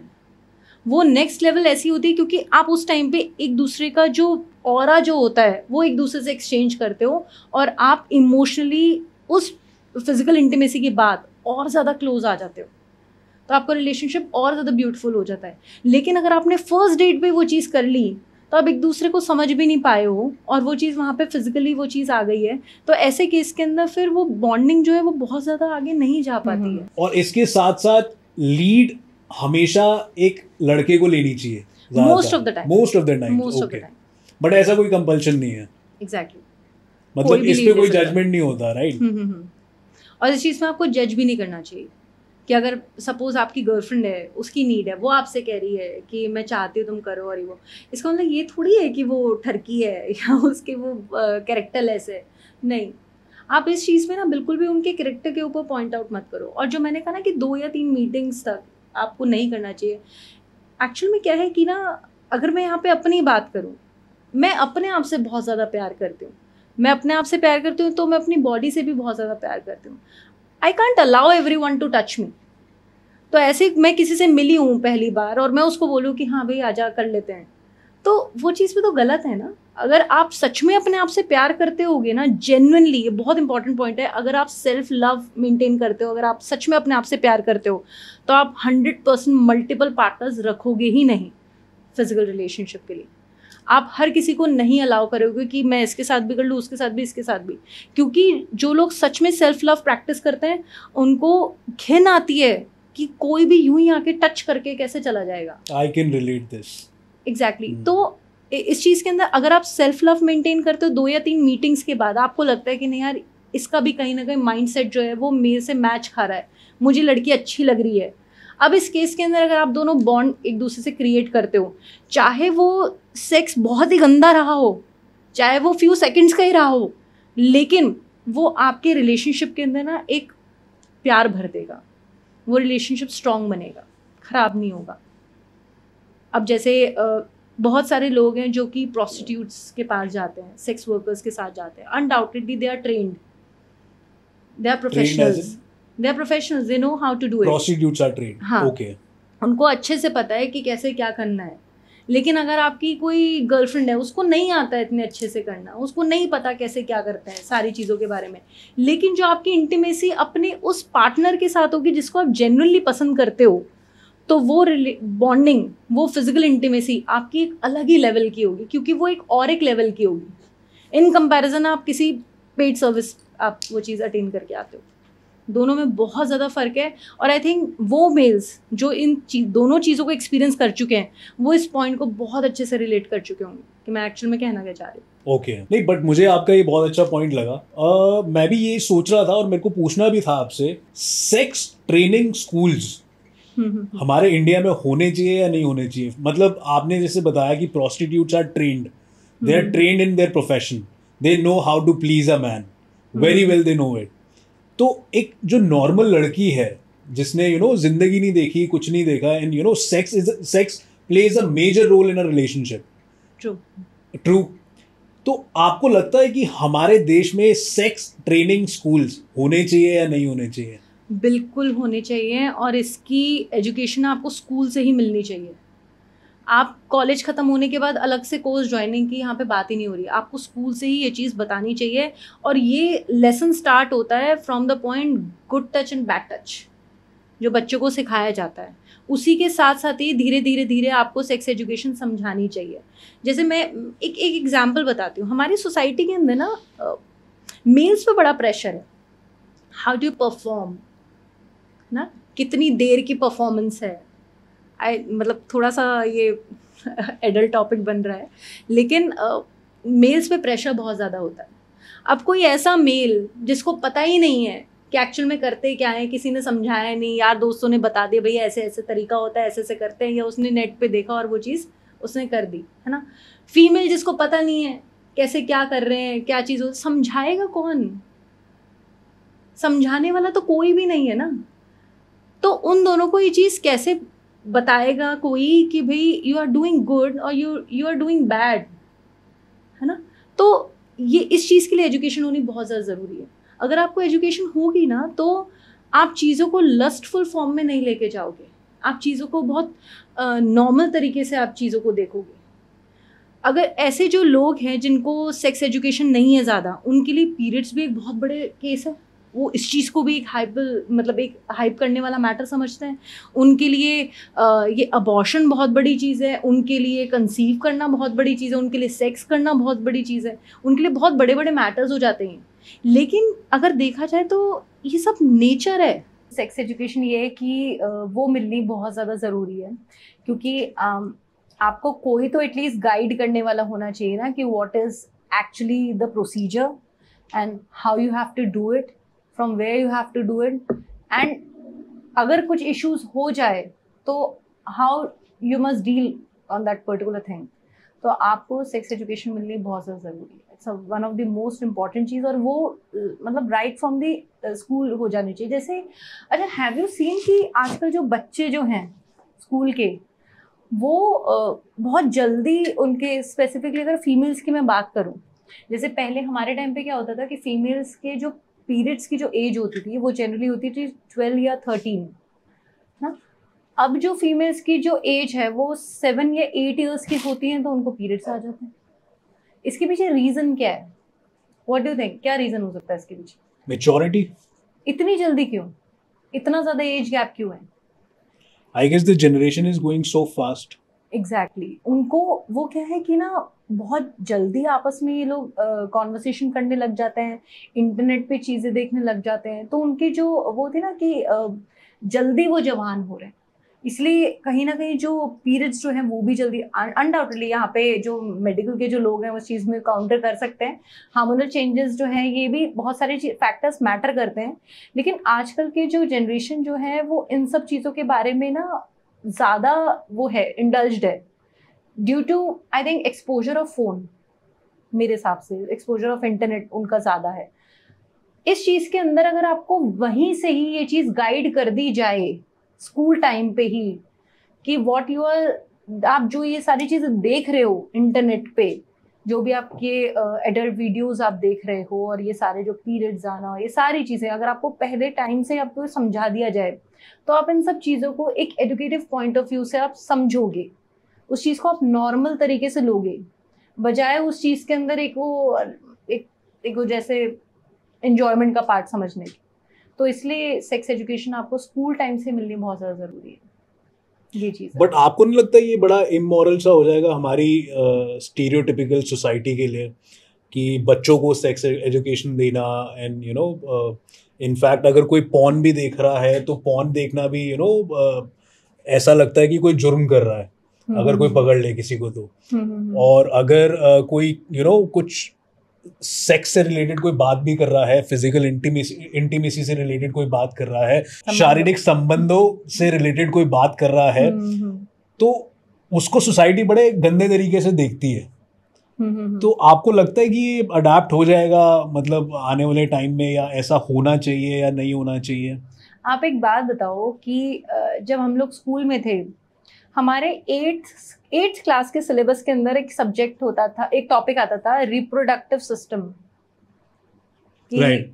कैसे बच्चे कैसे पैदा होते हैं, सारा सब and कुछ। we used to laugh in the classroom जब वो चैप्टर मैम पढ़ा रही होती थी about reproduction and all, and वहाँ से हमने सीखा था कि ह्यूमन बॉडी कैसी होती है और रेक्टम होता है, ये सारी चीजें होती हैं। तो बच्चे, मतलब मैं खुद उसमें था include, we used to laugh in the class कि हाँ हमें ये क्या पढ़ा रहे हैं, हो जस्ट लाइक दिस। अब आप एक बात बताओ कि अगर 8th स्टैंडर्ड के सिलेबस के अंदर आज की डेट में अगर ये वाला बता दिया जाए कि रिप्रोडक्शन सिस्टम क्या होता है, आपको क्या लगता है कि कोई भी एक ऐसा बच्चा होगा जिसको पता ही नहीं होगा? ऑलरेडी हर एक बच्चे को आजकल बहुत छोटी सी एज से ही सब कुछ पता होता है। तो अगर जब उसको पता है, आप भी इस चीज को नॉर्मलाइज करो इन सब चीजों को कि बच्चों को पता चलता है। आप नहीं बताओगे तो उनकी सराउंडिंग्स उनको बता देगी, उनका फ्रेंड सर्कल उनको बता देगा, कहीं ना कहीं से उनको टीचिंग तो मिल रही है ना। तो वो रॉन्ग टीचिंग के टाइम पे अगर कोई उनको सही गाइड कर दे, उनको सही गाइडेंस मिल जाए, कोई उनसे 1-to-1 टॉक करे, कोई उनको समझाए, तो ये चीजें कितनी नॉर्मलाइज हो जाएंगी। आप मेन चीज, रेप होने कितने कम हो जाएंगे। आज मेनली जो लोग रेप अटेम्प्ट करते हैं, कहीं ना कहीं उनका जो रीज़न ये होता है कि उनको सेक्स एजुकेशन की एक्सपोजर नहीं मिली होती, उनको कोई ना कोई लड़की दिखती है, लड़का दिखता है, तो वो उसको हरास करने की कोशिश करते हैं। वहीं पे अगर उनको हमेशा से ये चीज़ नॉर्मल बाकी सब्जेक्ट्स के जैसे अगर समझाई जाती है, तो जो चांसेस ऑफ रेप है वो भी बहुत ज़्यादा कम हो जाएंगे। बच्चों के साथ जो हादसे जो हो जाते हैं छोटे बच्चों के साथ, वो होने कितने कम हो जाएंगे। फिजिकल अब्यूजमेंट की कितनी चीज़ें कम हो जाएंगी। आपस में टॉन्ट मारना, वर्क प्लेस के ऊपर सेक्सुअल हरासमेंट की चीज़ें होना, इधर उधर जाके टच कर देना, गुड टच, बैड टच, कितनी चीज़ों के बारे में पता लग जाएगा। आज छोटे बच्चे कहाँ सेफ हैं। उनके साथ बस का कंडक्टर ही कुछ कर देता है, या स्कूल का जो गार्ड है वो उनको टच कर देता है। उन बेचारे बच्चों को पता भी नहीं है उनके साथ क्या हो रहा है, क्योंकि उनको हमने कभी समझाया ही नहीं कि गुड टच क्या है, बैड टच क्या है।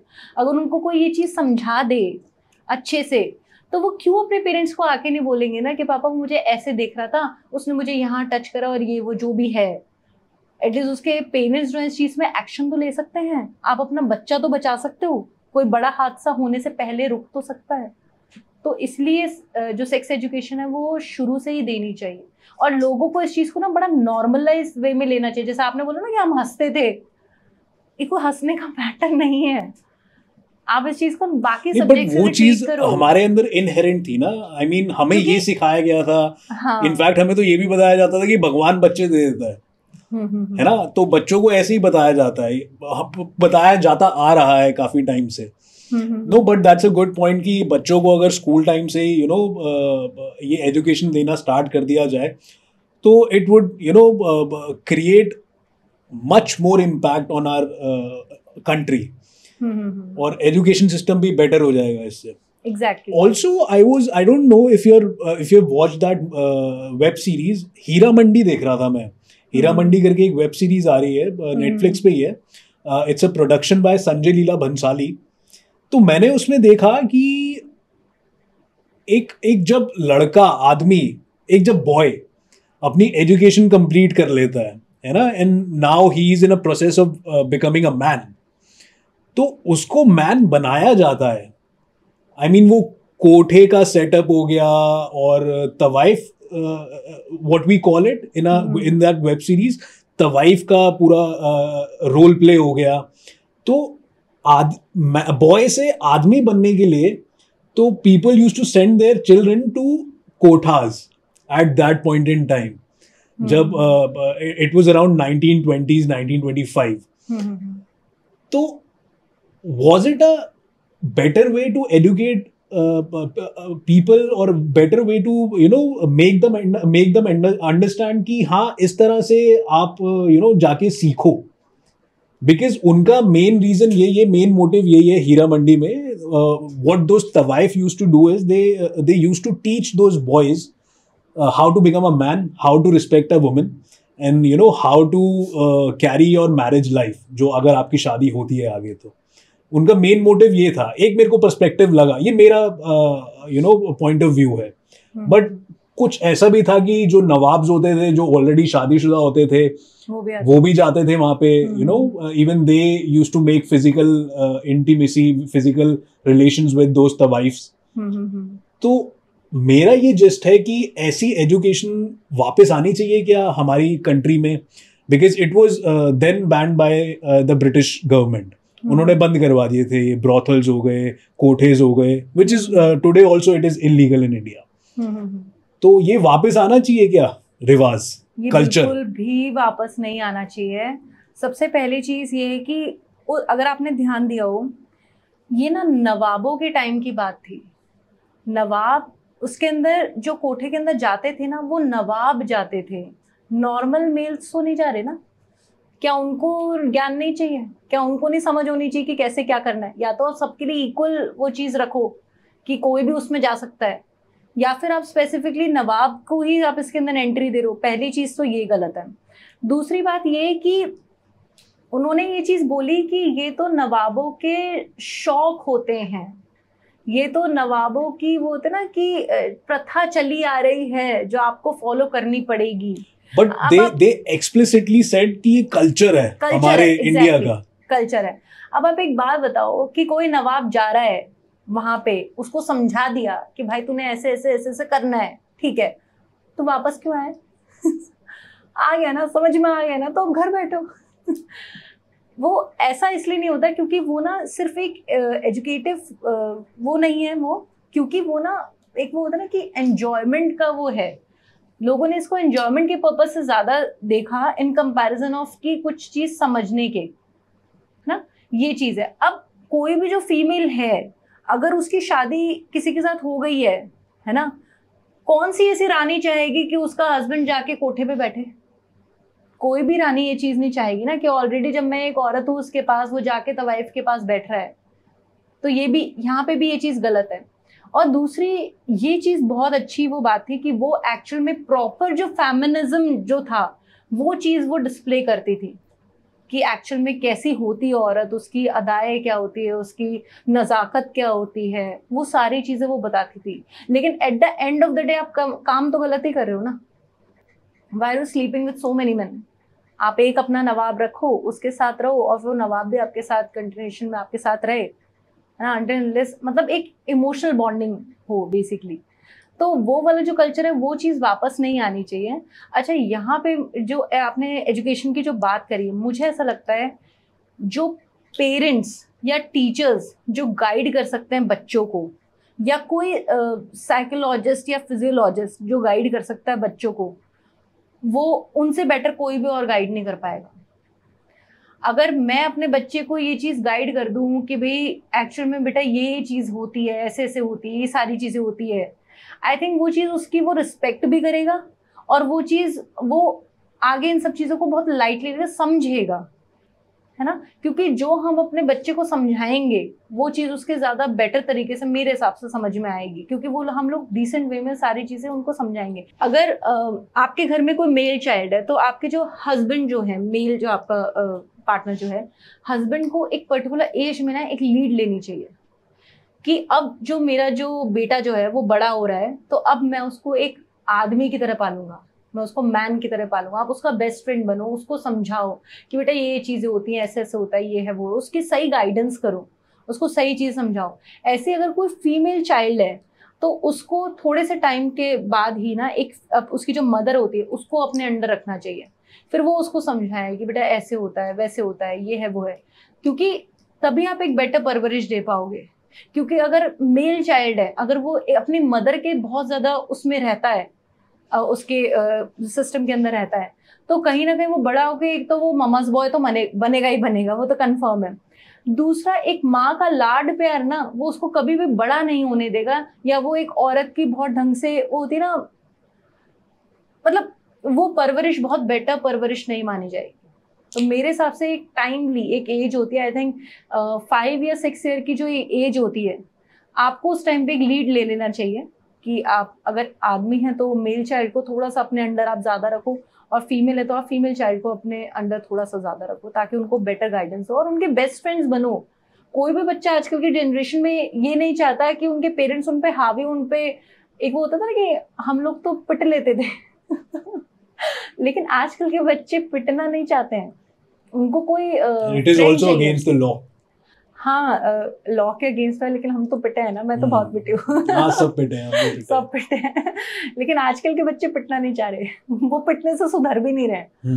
तो ऐसे सिचुएशन के अंदर आप उनका फ्रेंड बन के उनको गाइड करोगे ना, वो आई थिंक आपकी रिस्पेक्ट भी ज्यादा करेंगे और आपका पॉइंट ऑफ व्यू समझेंगे, और मोस्ट इंपॉर्टेंट बात, वो अपनी हर एक चीज आपसे आके शेयर करेंगे।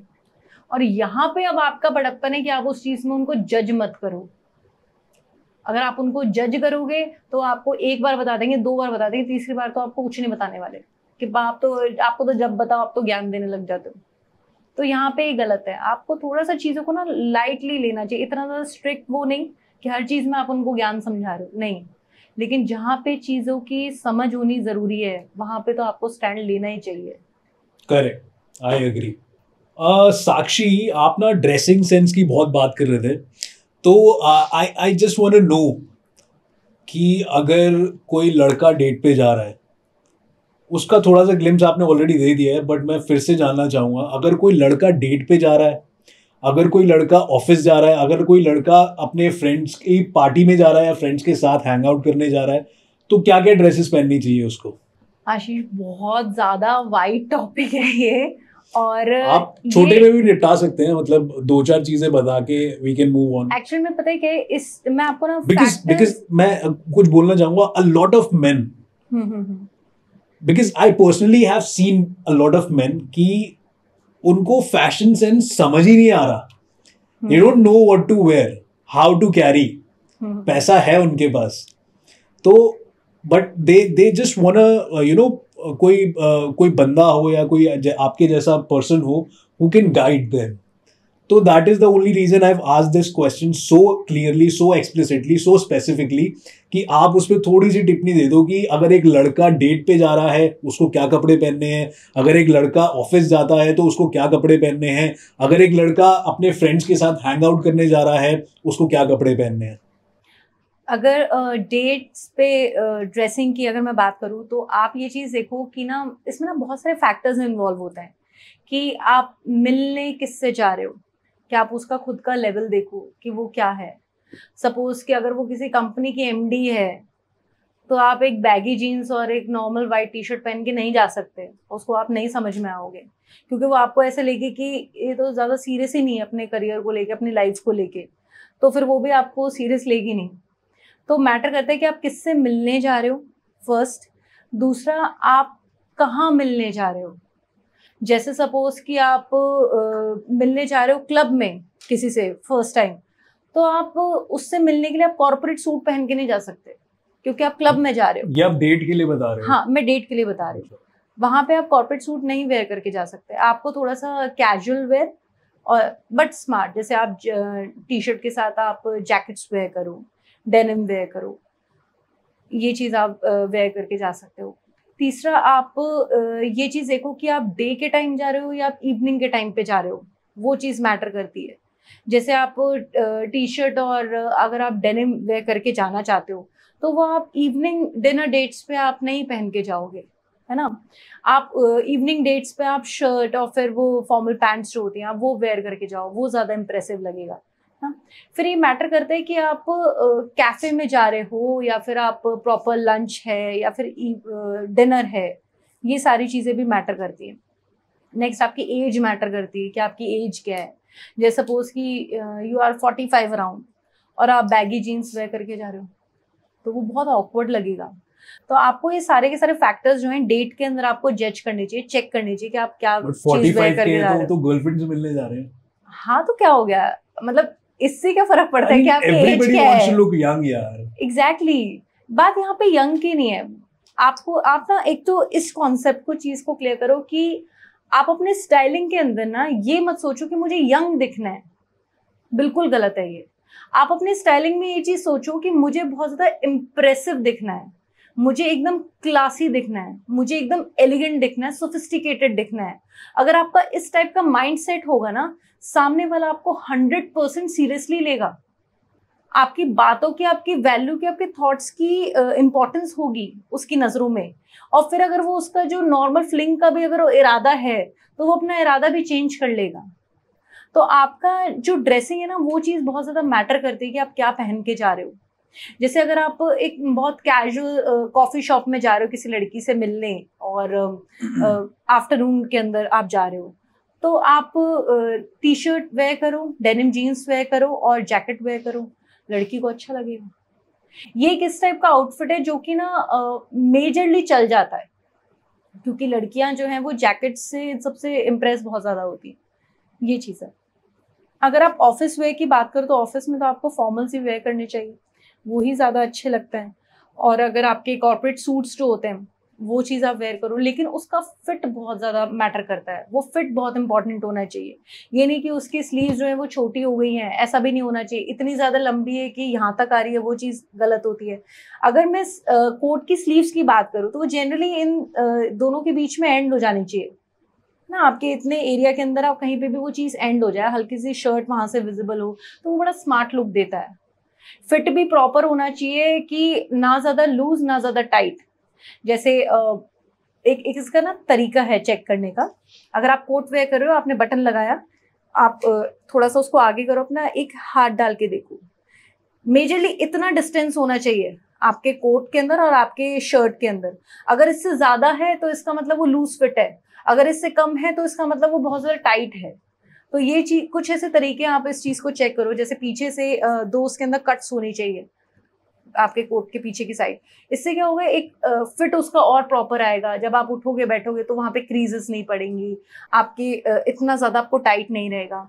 अब अगर आप किसी डेट पे मिलने जा रहे हो, आपने कॉर्पोरेट सूट अगर आपने वेयर किया हुआ है, तो ये नहीं कि आप एज इट इज जाके बैठ गए, आप पहले अपने बटन ओपन करो फिर आप बैठो, वो इम्प्रेसिव लगता है। तो आपकी हर एक चीज वो मैटर करती है स्टाइलिंग के अंदर, ड्रेसिंग के अंदर। फिर आप वॉच क्या वेयर कर रहे हो, जैसे सपोज आपने कॉर्पोरेट सूट वेयर करा हुआ है, उसके साथ आपने डिजिटल वॉच वेयर कर ली या आपने जिम वॉच वेयर कर ली, नहीं, ये अच्छी नहीं लगती हैं। आप प्रॉपर जो आप वॉचेस आती हैं, मेटालिक जो वॉचेस आती हैं, आप उनको वेयर करो। क्लासी जो वॉचेस आती हैं, अरबानी की वॉच आती है, आप उनको वेयर करो। मतलब अच्छी जो क्लासी जो वॉचेस आती है वो वेयर करो। तो ये बहुत सारे फैक्टर्स जो होते हैं वो मैटर करते हैं। इनफैक्ट आपने शू वेयर करा हुआ, उस पर पॉलिश नहीं है, फीमेल ये चीज़ तक नोटिस करती है। तो आपको अपनी स्टाइलिंग के अंदर हर एक चीज़ को ध्यान रखना चाहिए कि आप क्या चीज़ वेयर कर रहे हो। और अगर कोई लड़का अपनी फ्रेंड्स के साथ हैंग आउट करने जा रहा है फिर तो आप कुछ ही पहनो, क्या फर्क पड़ रहा है। कुछ भी पहन लो कुछ भी पहनो क्योंकि जिनके साथ आप जा रहे हो वो कौन सा ध्यान रख रहे होंगे। आई नो, वो मतलब नॉर्मल, उसके अंदर फिर मैं आपको बोलूँ कुछ कंफर्ट लेवल को ज्यादा प्रेफरेंस देके आप वो चीज वेयर करो। स्मार्ट लुक जो भी आपको अच्छा लगे आप वो वेयर करो। जनरली लोग डेनिम्स और टी शर्ट्स पहनना ज्यादा पसंद करते हैं जब अपने फ्रेंड्स के साथ वो हैंग आउट करते हैं तो। Okay, so Sakshi, this was a good answer यार। आई मीन मैं भी काफी कुछ सीखा हूँ इस चीज से। तो I also take it, I also keep in mind कि what and when to where what. So thank you so much for this. But Sakshi, जैसे कि आपने देखा बहुत गर्मी बढ़ रही है हाँ, बहुत ज्यादा। एंड पीपल लाइक यू, अगर आप भी रूम में तो फिर भी गर्मी बढ़ रही है।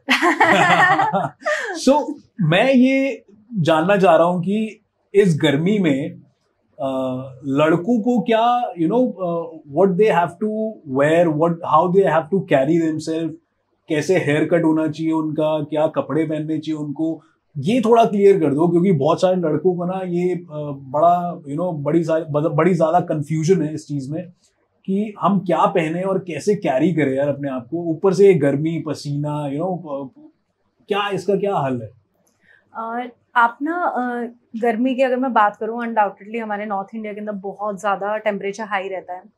तो आपको एक वो स्वेट इशू बहुत ज़्यादा मेल्स के अंदर वो चीज़ आती है ये, और वो एक सबसे बड़ा वो रेड फ्लैग होता है लोगों के लिए। लोग इसको बहुत मतलब आपको अच्छे से मतलब एक होता है ना वो चीज़ आ जाती है। तो अभी इसके अंदर अगर समर्स के हिसाब से मैं बात करूँ तो आपको ना हमेशा ब्रीदेबल फैब्रिक्स जो हैं आप वो वेयर करो। ब्रीदेबल फैब्रिक्स की अगर मैं बात करूँ, आप कॉटन वेयर कर सकते हो, आप लिनन वेयर कर सकते हो। लिनन का और कॉटन के बीच में अगर मैं बात करूँ तो आई थिंक लिनन ज़्यादा बेटर फैब्रिक है। रीज़न एक तो बहुत ज़्यादा आपको एलिगेंट लुक देगा, दूसरा ये है कि वो ना वॉशिंग के बाद ना वो श्रिंक नहीं होता फैब्रिक, जो कॉटन के अंदर सबसे ज़्यादा इशू आता है। तो ये आप चीज़ का ध्यान रखो। आप जो पॉलिस्टर जो फैब्रिक होते हैं आप उसको वेयर मत करो, सिंथेटिक फैब्रिक्स आप वेयर मत करो, सैटिन जो फैब्रिक आते हैं आप उसको वेयर मत करो। एक रेयॉन कॉटन रेयॉन एक फैब्रिक आता है आप उसको वेयर कर सकते हो, बहुत सॉफ्ट होता है, लेकिन हाँ ठीक है आपको बहुत ज़्यादा अच्छा एकदम रॉयल लुक तो नहीं देगा, लेकिन सॉफ्ट होता है आपकी बॉडी के लिए। तो इस टाइप के जो फैब्रिक्स हैं आप वो वेयर कर सकते हो। डेनिम मत वेयर करो, एकदम लेदर आप वेयर मत करो। तो ये जो फैब्रिक्स है ना ये ब्रीदेबल नहीं है, तो ये आपका जो स्वेट है ना उसको एब्जॉर्ब कर लेते हैं, जिसकी वजह से जो सामने वाला जो है ना वो आपको मतलब उसको स्मेल आती रहती है, आपकी बॉडी के अंदर से ओडर आती रहती है। And I guess it is also not good for the skin. Because Exactly. I remember मैं एक इवेंट पे गया था and I wore those kind of clothes जो आप कह रहे हो ना unbreathable है। वो मेरे को पहनने भी नहीं थे यार, वो डिजाइनर ने पहना दिए किसी तरह and I carried it. But मैं बाद में जब आया ना तो मैंने देखा मेरे को रैशेस हो गए यार। मतलब वो चीज स्किन के लिए भी अच्छी नहीं है गर्मी में। स्किन की अगर मैं बात करूँ ना तो सबसे बेस्ट फ्रेंड जो आपका फैब्रिक के अंदर है वो होता है आपका होजरी कॉटन। सबसे प्यारा फैब्रिक वो होता है, और ये जनरली फैब्रिक होता है आपकी वेस्ट का जो फैब्रिक होता है ना, उसको होजरी कॉटन कहते हैं। लेकिन इस फैब्रिक के अंदर दिक्कत ये है कि ये बहुत ही ज्यादा लो क्लास लगता है देखने में, इसलिए लोग जनरली इसको ज्यादा प्रेफर नहीं करते। आप इसको रिप्लेस कर सकते हो लाइक्रा के साथ, लेकिन लाइक्रा के अंदर भी वो जो ब्लेंडेबल लाइक्रा होती है ना, ब्लेंडेड लाइक्रा जो कॉटन के साथ ब्लेंडेड होती है, आप उसको ट्राई करो। But I don't know if I am wrong और राइट, वो मटेरियल लाइक्रा ही था यार, व्हिच वो लाइक्रा विद पॉलिस्टर होगा। अच्छा हाँ, अच्छा ये इसमें भी ये भी डिफरेंस होता है। हाँ, लाइक्रा विद कॉटन आप ट्राई करो, वो ज्यादा बेटर है। तो आप कह रहे हो कि गर्मियों में लड़कों को ज्यादातर या तो होजरी कॉटन के कपड़े पहनने चाहिए, या फिर अगर वो लेनिन हो गया, कॉटन हो गया, रेयॉन हो गया, आप इनको वेयर करो। लेकिन जो सिल्क हो गया, लेदर हो गया, डेनिम हो गया, अब जैसे डेनिम की मैं बात करूँ, लोग सोचते हैं डेनिम तो सभी वेयर करते हैं, चाहे सर्दी हो गर्मी हो, लेकिन आप ना कभी किसी दिन तेज गर्मी हो रही हो, उसमें ना एकदम फिटेड जीन्स आप वेयर करो, या आप डेनिम जैकेट वेयर करके निकलो, अब आप सोचो आपका क्या हाल होगा उस दिन, क्योंकि ब्रीदेबल नहीं है। आपने मोटा वूल वेयर कर लिया, वो ब्रीदेबल नहीं है ना। तो ये सारी चीजें मैटर करती है कि आप फैब्रिक क्या चूज कर रहे हो, क्योंकि जितना ब्रीदेबल होगा ना उतना वो स्वेट को कम एब्जॉर्ब करेगा, ये चीज है। और अगर आपको मतलब स्वेट ज्यादा आता है तो आप उस चीज के लिए प्रॉपर जो आपके परफ्यूम्स या फिर जो भी आप यूज करते हो आप उनको ट्राई करो, है ना। और हमेशा जो आपके आर्मपिट एरिया जो है मेनली, उसको ना थोड़ा ड्राई रखने की कोशिश करो, क्लीन एंड ड्राई, बहुत ज्यादा इंपॉर्टेंट है ये चीज।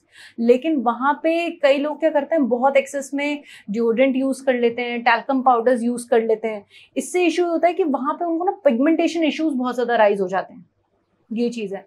तो ये मैटर करता है कि आप क्या चीज आप वेयर कर रहे हो, और अगर आपको स्वेट बहुत ज्यादा आता है तो उसको क्लीन करना बहुत ज्यादा इंपॉर्टेंट है, ये चीज है। कॉटन टैम्पूज आते हैं, आप उनको यूज करो ना, आप कॉटन को यूज करो, उसको बार बार क्लीन करते रहो, परफ्यूम्स अपने अच्छे आप यूज करो, अनडाउटेडली मतलब आपको एकदम मतलब अच्छा फ्रेग्रेंस के अंदर रहोगे, वो बेटर है। इनफैक्ट अगर वो इनरवेयर्स वेयर कर रहे हैं तो उसका फैब्रिक भी बहुत ज्यादा मैटर करता है। अगर आप सपोज करो कि तेज गर्मी है और अगर आपने पॉलिस्टर टाइप का अगर आप अंडरवेयर वेयर करते हो तो अनडाउटेडली आपको रैशेस होंगे, वो एरिया आपका स्मेली भी होगा, वो इतना एक्सेस में स्वेट भी होगा वहां पे, और वो आपको एट द एंड वो रैशेस देके जाएगा। तो ये बहुत ज्यादा चीज मैटर करती है कि आपके इनरवेयर्स जो हैं वो अच्छे होने चाहिए, वो ब्रीदेबल फैब्रिक के होने चाहिए, और अगर आप अच्छा ब्रांड चूज करो तो वो ज्यादा बेटर है। वरना वो जो लड़कों को जो स्क्रैच करने की जो आदत होती है ना, वो करते ही रहते हैं, वो चीज है, फिर वो उनके हैबिट में भी आ जाती है वो हैबिट। एक और चीज Sakshi, there are lot of men जो अंडरवेयर पहनते ही नहीं है तो उनके लिए क्या कहना है, मतलब अंडरवेयर्स आर इम्पोर्टेंट और not for men? Underwears are the most important thing for a man. It's not about the styling part, it's not about any other thing, it's just about जो आपका प्राइवेट एरिया जो है वो उसको hold करता है, वो उसको एक ग्रिप देता है। अगर वहां पे अगर आप उस चीज को एकदम लूज अगर आप छोड़ दो, एकदम हैंगिंग फॉर्म में आप छोड़ दो, अगर आप उसको कुछ ग्रिप नहीं दे रहे हो, उसको कोई सपोर्ट नहीं दे रहे हो, तो उसका एडवर्स इफेक्ट आपके इंटरनल ऑर्गन पे आएगा ही आएगा। तो पहली बात ये। दूसरी चीज ये कि अगर आप इनरवेयर वेयर नहीं कर रहे हो, उसके अगर आपने उसको वेयर करे बिना अगर आपने नॉर्मल कुछ भी अपना डेनिम वेयर कर लिया, कुछ भी आपने पैंट्स वेयर कर दी, तो वो सामने दिखेगा वो चीज, तो वो भी तो एकदम ऑकवर्ड है ना, वो चीज वो गलत लगती है, वो अच्छी नहीं होती। सबके पास है, दिखाना क्यों है बात वो है कि आपको अपनी ना स्टाइलिंग थोड़ी सी डिसेंसी की तरफ मेंटेन करनी चाहिए। अच्छा, लड़के आजकल क्या कर रहे हैं, वो देखा आपने कैल्विन क्लीन के अंडरवेयर्स लेके आएंगे, उनके टैग शो हो रहे होते हैं ब्रांड के, कितना गंदा लगता है वो। मतलब आपको बताना क्यों है, ये इसको कहते हैं छपरी styling. This is one of the part of that, वो छपरी स्टाइलिंग का पार्ट है। तो अच्छा नहीं लगता, आपको इन सब चीजों को ध्यान रखना। This is not a gentleman's game. No, not at all. If you're doing this, if you're showing off your underwear, if you're showing off your कच्छा, तो ये जेंटलमैन की ट्रेट्स नहीं है, बिल्कुल भी नहीं। यहाँ तक के बटन खुले हुए हैं। भाई आप ठीक है जिम जाते हो, आपकी अच्छी बॉडी है, आपके प्रॉपर फिजिक है, इसका मतलब ये थोड़ी कि यहाँ तक के आप वो डीप नेक का बटन खोल के रखोगे, या आपने टैंक टॉप्स वेयर करके जाते हैं आजकल लड़के कि मेरी फिजिक बहुत अच्छी है तो मैं टैंक टॉप्स पहन के कहीं पे भी जा सकता हूँ। नहीं, बहुत ज्यादा गंदा लगता है। टैंक टॉप्स आपने वेयर करने हैं तो आप जिम में वेयर करो, बीचेस पे वेयर करो, या फिर पानी वाली जो जगह वहां पे वेयर करो। ज्यादा कोई म्यूजिकल कॉन्सर्ट चल रहा है वहां पे वेयर कर लो। लेकिन ये थोड़ी कि आप डेट पे भी वही पहन के जा रहे हो, ऑफिस पहन के जा रहे हो, किसी भी वर्क प्लेस पे जा रहे हो, है ना, या लड़की के पेरेंट्स से मिलने जा रहे हो, ये थोड़ी सब पहन के जाओगे। अच्छा, मैं स्पेसिफिकली अगर कच्छों की बात करूं, अंडरवेयर की बात करूं, तो एक मैन को, एक आदमी को किस टाइप का अंडरवेयर पहनना चाहिए? वी शेप पहनना चाहिए, या चिपके हुए बॉक्सेस पहनने चाहिए, या खुले बॉक्सेस पहनने चाहिए?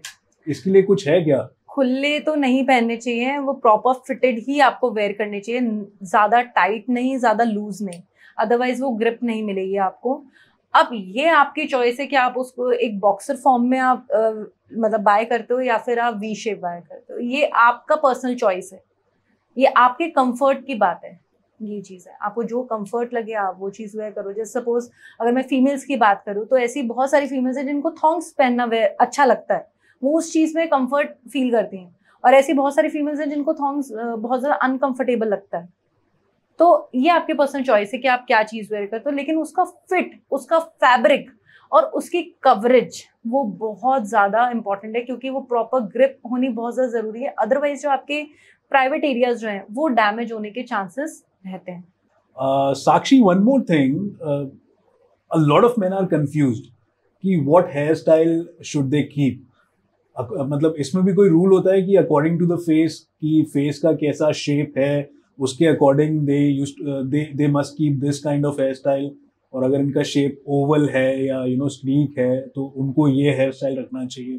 तो इसमें भी कोई रूल गेम होता है क्या?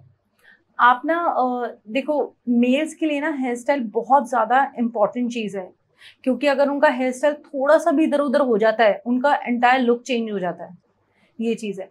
तो आप जो भी अपना हेयर कट डिसाइड करो ना, वो अपने फेस शेप के अकॉर्डिंग डिसाइड करो।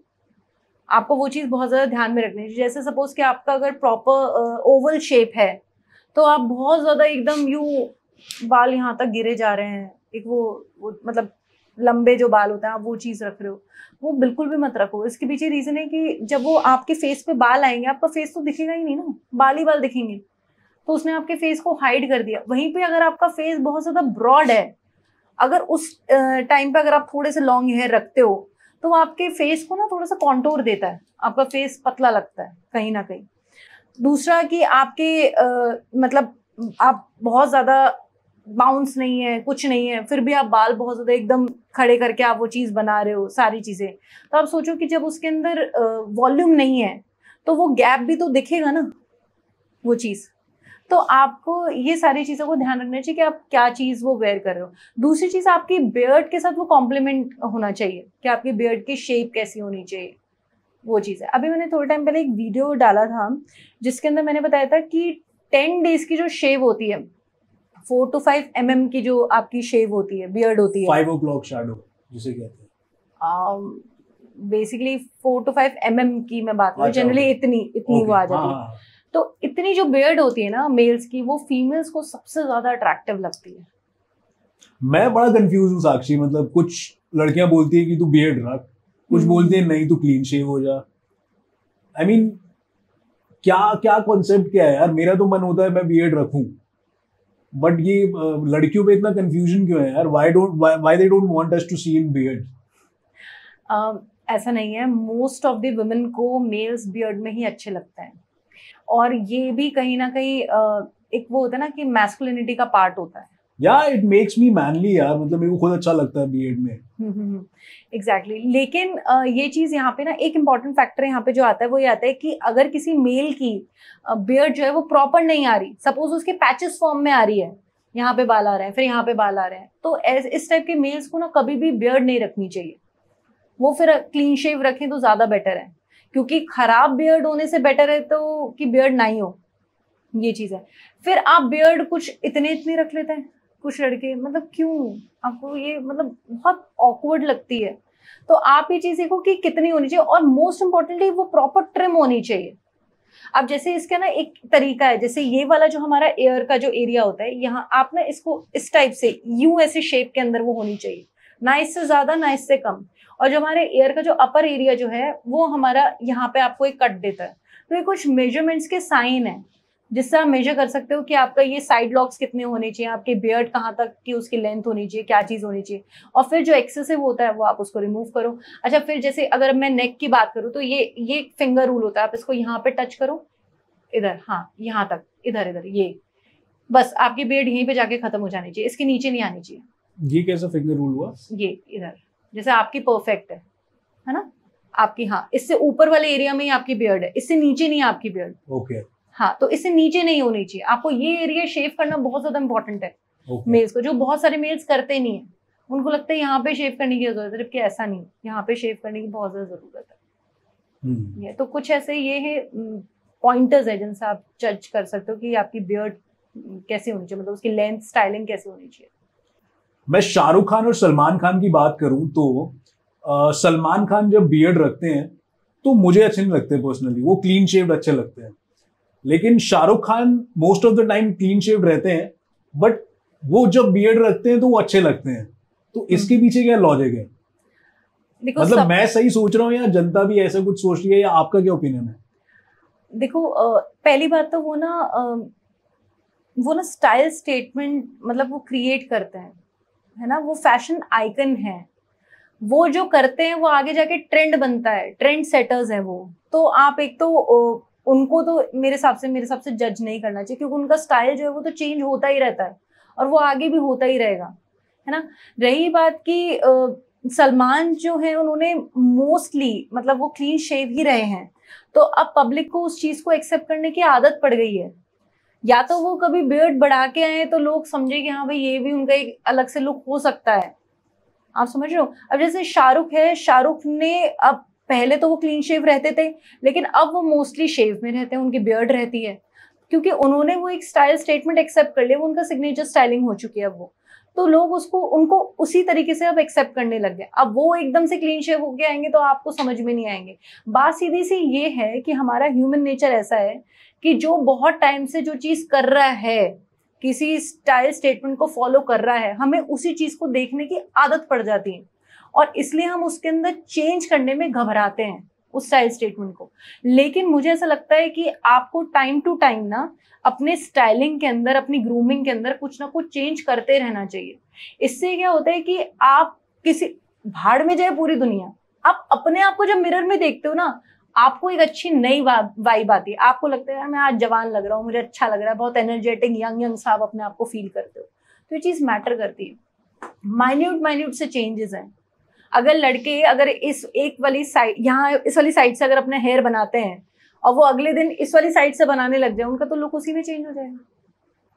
तो आप माइन्यूट से चेंजेस करके तो देखो, एक्सपेरिमेंट करने बहुत ज्यादा जरूरी है, तभी आपको पता लगता है कि आप पे अच्छा लग रहा है नहीं लग रहा, पहली बात। और दूसरी बात, आपको ये चीज हमेशा ध्यान रखनी पड़ेगी कि स्टाइलिंग, ग्रूमिंग और ड्रेसिंग, मतलब हर एक चीज आपको पसंद आ रही है, सामने वाले 3 लोगों को पसंद आ रही है, समझ में आ रहा है, लेकिन 10 के 10 लोगों को पसंद आए जरूरी नहीं है। ये बहुत ज्यादा इंपॉर्टेंट बात मैं आपको बता रही हूँ कि आप सबको इम्प्रेस करने में मत लगो। आपको अच्छा लग रहा है ना, वो इम्पोर्टेंट है। ये चीज है, 10 में से 2 लोग ऐसे निकलेंगे ही निकलेंगे जो आपको ये क्या करवा के आए हो, अच्छा नहीं लग रहा, है ना। लेकिन आपको अपने ऊपर कॉन्फिडेंस होना चाहिए, आप अपने आप को प्यार करो। अब बड़े हैं, सबको अकल है, अपने आप को देखते तो समझ में आ ही जाता है ना, यार ये गंदा लग रहा है या अच्छा लग रहा है।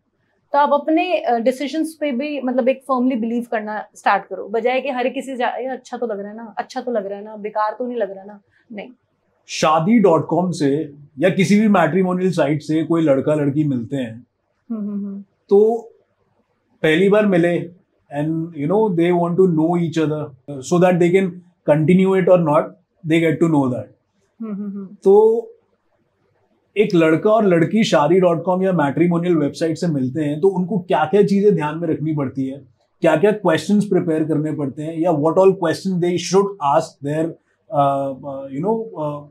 The other person whom they are meeting, क्या क्या क्वेश्चन उन्हें पूछने चाहिए, क्या क्या चीजें उन्हें दिमाग में रखनी चाहिए, सो दैट वो एक सही तरीके से बंदे को जज कर पाए या बंदी को जज कर पाए कि इफ ही और she is the right one to get married to.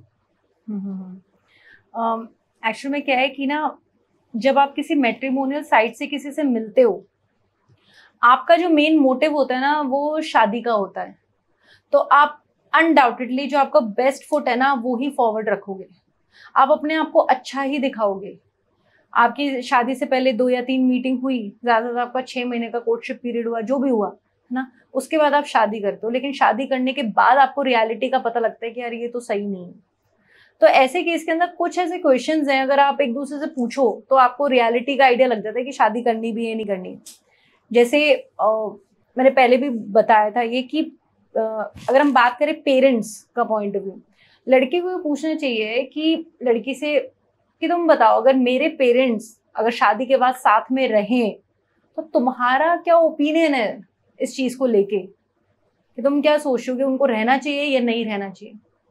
अगर रहेंगे तो चुप तो रहेंगे नहीं, वो कुछ तो बोलेंगे, तो वो आपके हर एक चीज़ में अपना एक ओपिनियन भी देंगे, तो उनके ओपिनियन तुम्हारे लिए कितना मैटर करते हैं, आप ये चीज़ उनसे पूछो। फिर आप उनसे ये चीज़ पूछो कि बाय चांस अगर कोई कॉन्ट्राडिक्टरी ओपिनियन आता है तो ऐसे केस के अंदर आपका क्या स्टेक होगा। फिर आप ये चीज़ भी पूछो कि अगर आपको कहीं जाना है तो आप पेरेंट्स को हर चीज़ का इन्फॉर्म करोगे, हर चीज़ बताओगे कि मैं यहाँ जा रही हूँ या कहाँ जा रही हूँ।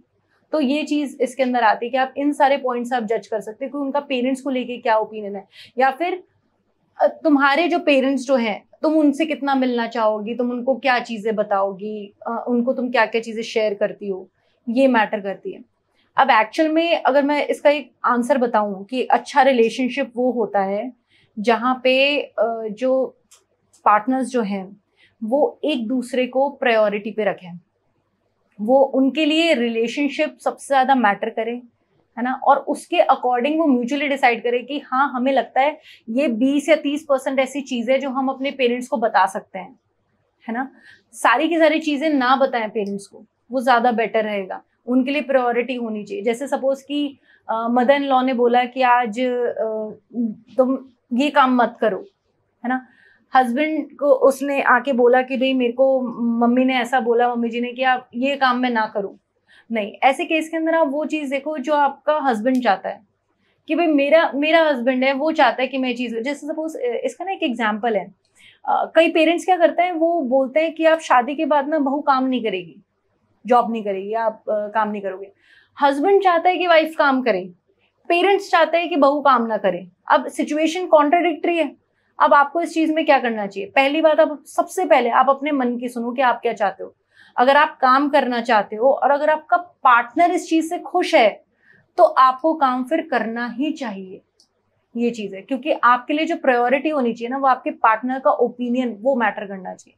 तो पहला पेरेंट्स वाला तो ये वाला पॉइंट है। फिर नेक्स्ट है सीक्रेसी। एक रिलेशनशिप में सीक्रेसी कितनी मेंटेन होनी चाहिए, वो ये कि आप 100% अपनी सारी बातें मत बताओ अपने पार्टनर को, कुछ आपको चीज़ों को मेंटेन रखना चाहिए, क्योंकि आपको रिलेशनशिप अच्छा हो और मतलब वो चीज़ आपके लिए मैटर करनी चाहिए। ये नहीं कि आप हर एक चीज़ जाके वो बता रहे हो। जैसे इसका एक एग्जाम्पल है कि बहू और सास के बीच में कलेश बहुत ज़्यादा होते हैं, है ना। अगर वो हर चीज़ में जाके अपने हस्बैंड को बताया, आज मम्मी ने मुझे ये बोला, ये बोला, ये बोला, थोड़े टाइम तक हस्बैंड एक्सेप्ट कर लेगा, उसके बाद वो इरिटेट होने लग जाएगा, क्या है, हर चीज़ में जाके बताती है ना। तो आपको वो चीज़ देखनी चाहिए कि आप कितनी सीक्रेसी एक रिलेशनशिप में मेंटेन करो। लेकिन अगर आपको लग रहा है कि नहीं ये बात बता होनी चाहिए, तो फिर वो तो आप बताओगे ही बताओगे। एक और मैं इंपॉर्टेंट चीज़ बताऊंगी कि आप उनसे पूछो कि आपने अपनी लाइफ में कोई पास्ट मिस्टेक बताओ आपकी। अगर कोई लड़की या लड़का ये चीज़ बोलता है कि यार पास्ट मिस्टेक, और वो बता नहीं पाता आपको कि मेरे को past mistake related to work, career या फिर पर्सनल लाइफ, तो ऐसे केस में ये आपके लिए सबसे बड़ा रेड फ्लैग है कि आप वहां से भाग जाओ, क्योंकि ऐसा कोई इंसान ही नहीं है जिससे कभी कोई गलतियां नहीं होती। तो वो आपको पास्ट मिस्टेक बताए अपनी, और वो उस चीज़ को ना बड़ा लाइटली बताए, हंसे अपनी गलतियों पे, तो इससे पता लगता है कि वो इंसान जो है वो मतलब चीज़ों को थोड़ा सा लाइटली लेता है, समझता है। तो ये चीज़ बहुत ज़्यादा इंपॉर्टेंट है। फिर उनसे आप पूछो कि आपको कभी गुस्सा आता है क्या? अगर आपको गुस्सा आता है तो आप उस चीज़ को कैसे मैनेज करते हो? इससे आपको पता लगेगा कि क्रिटिकल सिचुएशंस को जो पर्सन है वो किस तरह से हैंडल करता है। ये चीज़ आप उनसे पूछो कि उन्होंने अपने करियर में क्या क्या किया। इससे आपको पता लगेगा कि उनके डिसीजंस कितने फर्म रहते हैं हर एक चीज़ को लेके। अगर वो बार बार अपना प्रोफेशन चेंज कर रहा है तो इसका मतलब वो कुछ लोगों के इन्फ्लुएंस में आता है वो सामने वाला। तो इस टाइप का जो पार्टनर जो है आपके लिए बहुत ज़्यादा रिस्की होगा कि उसको कोई भी जाके भड़का सकता है, कोई भी जाके उसको ज्ञान दे सकता है। और एक पॉइंट मैं और यहाँ पे बोलूँगी कि आप किसी भी पार्टनर के ना पास्ट लाइफ के बारे में मत पूछो कि उनके पास में कितने अफेयर्स रहे हैं, पास्ट में क्या चीज़ रही है। वो पास्ट है, वो आपको जो भी आंसर देगा ना आप एक्सेप्ट करो कि आप खुद एक्सेप्ट ही नहीं कर पाओगे उस आंसर को। तो आपको अपनी भलाई के लिए, अपनी खुशी के लिए आप अपने स्पाउस से, आप अपने मतलब पार्टनर से ये सवाल कभी मत करो कि आपके पास्ट में क्या चीज़ें हुई। ये चीज़ें तो ऐसे ये कुछ पॉइंट्स है जिनको आपको ध्यान में रखना चाहिए। नॉन नेगोशिएबल मैटर्स आप डिस्कस करो कि अगर आपने ये चीज़ कर दी तो मेरे लिए ये फिर ये बर्दाश्त के बाहर होगी, मैं चीज़ ये नहीं मैनेज कर पाऊंगी। आप अपने फाइनेंसेस को किस तरह से मैनेज करना है वो आप लोग डिसाइड करो कि फाइनेंसेस किस तरह से हैंडल होंगे। इससे पता लगेगा कि भाई मैं कमाता हूँ, मैं खर्चे चलाता हूँ, तुम्हारी कमाई से हम लोग सेविंग्स करते हैं। ये सारी चीज़ें तो बहुत सारी चीज़ें मैटर करती हैं। ओके साक्षी, एक और बात बताइए कि क्या गर्ल्स को या बॉयज को अपना पास्ट डिस्क्लोज करना चाहिए या नहीं करना चाहिए एक रिलेशनशिप में? जब वो एक नए रिलेशनशिप में आ रहे हैं तो क्या लड़की को अपना पूरा पास्ट बताना चाहिए अपने नए बॉयफ्रेंड को, या बॉयफ्रेंड को अपना पूरा पास्ट बताना चाहिए अपनी नई गर्लफ्रेंड को, या नहीं? या सेम केस हस्बैंड और वाइफ में भी, क्या जो शादी करने वाले हैं क्या उन्हें अपना पूरा पास्ट बता के बैठ जाना चाहिए? देखो क्या होता है कि ना ये फैक्ट है कि जब भी कोई नया रिलेशनशिप स्टार्ट होता है या फिर आप शादी के लिए किसी से मिलते हो तो आप 100% पूछते हो कि आपके पास में कितने अफेयर्स रहे हैं। ठीक है, अगर आप बोलते हो कि नहीं कोई भी नहीं रहा तो सामने वाला आपको ये समझेगा अरे तो झूठ बोलता है। ऐसा तो है ही नहीं इस दुनिया में कि किसी का कोई पास्ट रिलेशनशिप रहा ना हो, पहली बात। दूसरी बात, इस टाइप की सिचुएशन के अंदर आप स्मार्टली आंसर दो कि हाँ आई हैड फ्यू बॉन्ड्स रहे हैं, नहीं सही रह पाए, चीज़ें ख़त्म हो गई हैं। कौन गलत था कौन नहीं था वो सिचुएशंस और जो थी सर्कमस्टांसेस उस पर मैटर करता है, लेकिन उन सब चीज़ों का मेरी प्रेजेंट लाइफ पे कोई इम्पैक्ट नहीं है। और मैं नहीं चाहती कि उन सब चीज़ों के बारे में बात करके चीज़ों को, करंट सिचुएशन को डिस्टर्ब करी जाए। तो आज आपने पूछ लिया तो बेटर है कि हम इस टॉपिक के बारे में बात ही नहीं करें, क्योंकि मुझे पता है वो चीज़ बाद में जाके हिंडर करेगी, क्योंकि जब कल को जाके जब कलेश होंगे तो आप उठा के वही चीज़ लेके आओगे। तो बेटर है कि आप उनको ना एक वेग सा आंसर दे के छोड़ दो अपने पार्टनर को। वेग मतलब कि वो समझदार है, कहीं ना कहीं वो समझ भी जाएंगे, लेकिन आप उनको बताओ ही मत। स्पेसिफिकली अगर एक फीमेल डिस्क्लोज कर रही है अपने पास्ट के बारे में किसी लड़के को तो उसको मुश्किल से शायद 10% की क्लियरेंस देनी चाहिए, इससे ज़्यादा तो कुछ बताना भी नहीं चाहिए। अदरवाइज वो आपको बहुत ज़्यादा मतलब जज कर लेगा। ओके। और एक रिलेशनशिप में कितना सीक्रेट रखना चाहिए, कितना बताना चाहिए अपने पार्टनर्स को? फॉर एग्जाम्पल कोई गर्लफ्रेंड बॉयफ्रेंड है या कोई हस्बैंड वाइफ है तो क्या इनमें डिफरेंस होना चाहिए कि एक गर्लफ्रेंड को अपने बॉयफ्रेंड को कितने सीक्रेट्स रखने चाहिए अपने पास? एक गर्लफ्रेंड को अपने बॉयफ्रेंड को क्या क्या चीजें बतानी चाहिए? एक वाइफ को अपने हस्बैंड को क्या क्या चीजें बतानी चाहिए, क्या क्या चीजें सीक्रेट छुपानी चाहिए? वो क्या चीजें होती हैं और कितने, मतलब इसका कोई रेशियो होता है, क्या बताना चाहेंगे आप? मैं बताती हूँ इसके अंदर क्या है कि ना, ताकि एक रिलेशनशिप वर्क करे। देखो रिलेशनशिप के अंदर ना सबसे पहले आप ये चीज समझो कि दो फैक्टर्स सबसे ज्यादा मैटर करते हैं, और दो फैक्टर्स में भी जो सबसे मोस्ट इंपॉर्टेंट फैक्टर होता है वो होता है रिस्पेक्ट। मेरे पॉइंट ऑफ व्यू से मेरे लिए सबसे ऊपर जो प्रायोरिटी पे ये वाला फैक्टर है।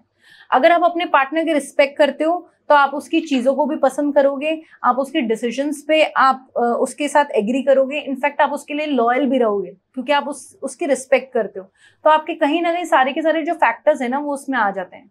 अगर आप एक दूसरे के लिए रिस्पेक्ट करते हो, प्यार है, लॉयल्टी है, सारी चीज़ें हैं, तो ऐसे केस के अंदर आप उनको सारी की सारी चीज़ें मत बताओ। आपने 80%, 70-80% चीजें बता दी, अच्छी बात है, और 70 to 80% चीजें आपको बतानी भी चाहिए। जैसे मैं एक एग्जाम्पल देती हूँ आपको। जैसे अगर किसी लड़की के मेल फ्रेंड्स हैं, है ना, और वो उनसे मिलती है, बात करती है, जो भी है, आप अपने पार्टनर को बताओ, आज मैं उससे मिली, आज ऐसा हुआ, ये बात हुई और ये वो, मतलब मैं यहाँ पे मेल फ्रेंड्स की बात नहीं करूंगी, मैं यहाँ पे किसी अननोन मेल की बात करूंगी। एक्चुअल में अननोन मेल से आप मिल रहे हो, जो भी आपकी कॉन्वर्सेशन जो भी, आप अपने पार्टनर को बताओ, क्योंकि जो एक लड़का एक लड़के को जज करेगा ना, वो कभी भी एक लड़की एक लड़के को जज नहीं कर पाएगी। अगर वो सब कुछ बता रही है कि मैं उससे मिली, उसने मुझे ये बोला, ऐसा ऐसा हुआ, तो मेरा जो पार्टनर है ना, वो उस चीज को बहुत जल्दी पकड़ लेगा। माइट बी फ्यू सेकंड्स में वो समझ जाएगा कि उसका इंटेंशन क्या है, कि वो भाई मेरी बंदी के साथ खेलने की कोशिश कर रहा है, वो उसके साथ टाइम पास कर रहा है, वो उसको पागल बना रहा है।